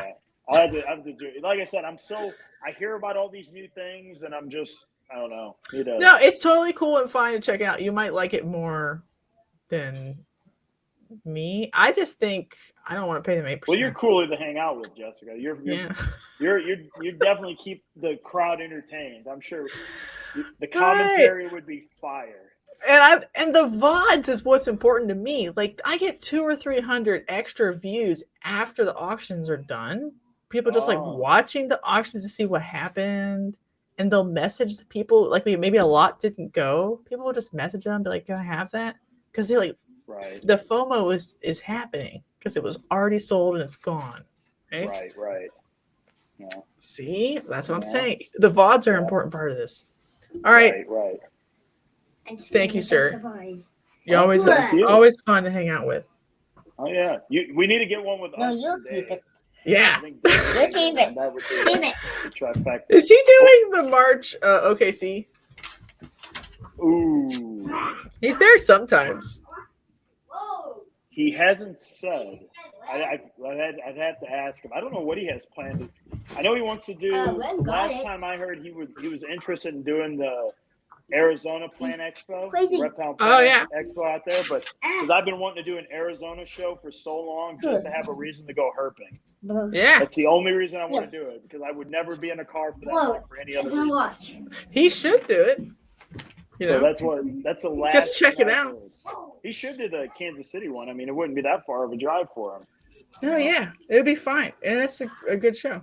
I think the spring's version of it's going to be killer. That's my dream, because I feel like it was just like the time of year, December. It was fine, but it was like too close to Christmas. This one's like perfect time. It's like a weird time. The problem is like Christmas is good as far as like what I would all have available. I'd probably have more available. But spring would just be better because you're not going against Christmas or anything. Yeah, and it's going to be the end of May. So they still have tax money, but they haven't spent it all yet. Like sometimes early summer shows are a little. They don't have any tax money left. Yeah. So the weather's going to be awesome, and they're going to have pizza on the little grass thing in the courtyard. You thinking about doing the Tennessee one?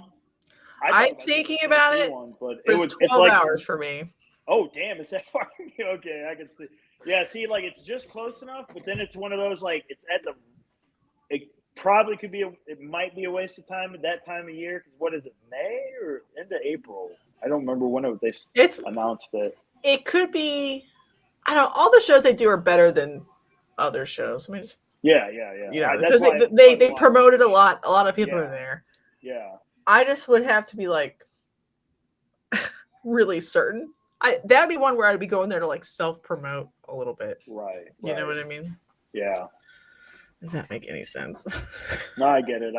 Yeah. No, I'm in the same boat. I'm kind of like, if it's certain, like, especially the time of year, if I just don't have enough stuff to bring, it's kind of like, I'm just there to, shake hands and kiss babies, I guess, is pretty much all you're doing. Like there's a point where you can't take the same like redundant things. You're just like, well, I'll just take 2 displays of whatever bow thing, and you're like, well, and then my normal ball pythons. I hate to put it like this, but then my backyard big show, the St. Louis one, is so expensive to do. It's actually almost cheaper just to do a further show. You're done. You're so needy right now. All right, I'm done. All right. Yeah. Bye, everybody. Goodbye. Let's say goodbye to the. There's still 16 people here. Bless all of your hearts. My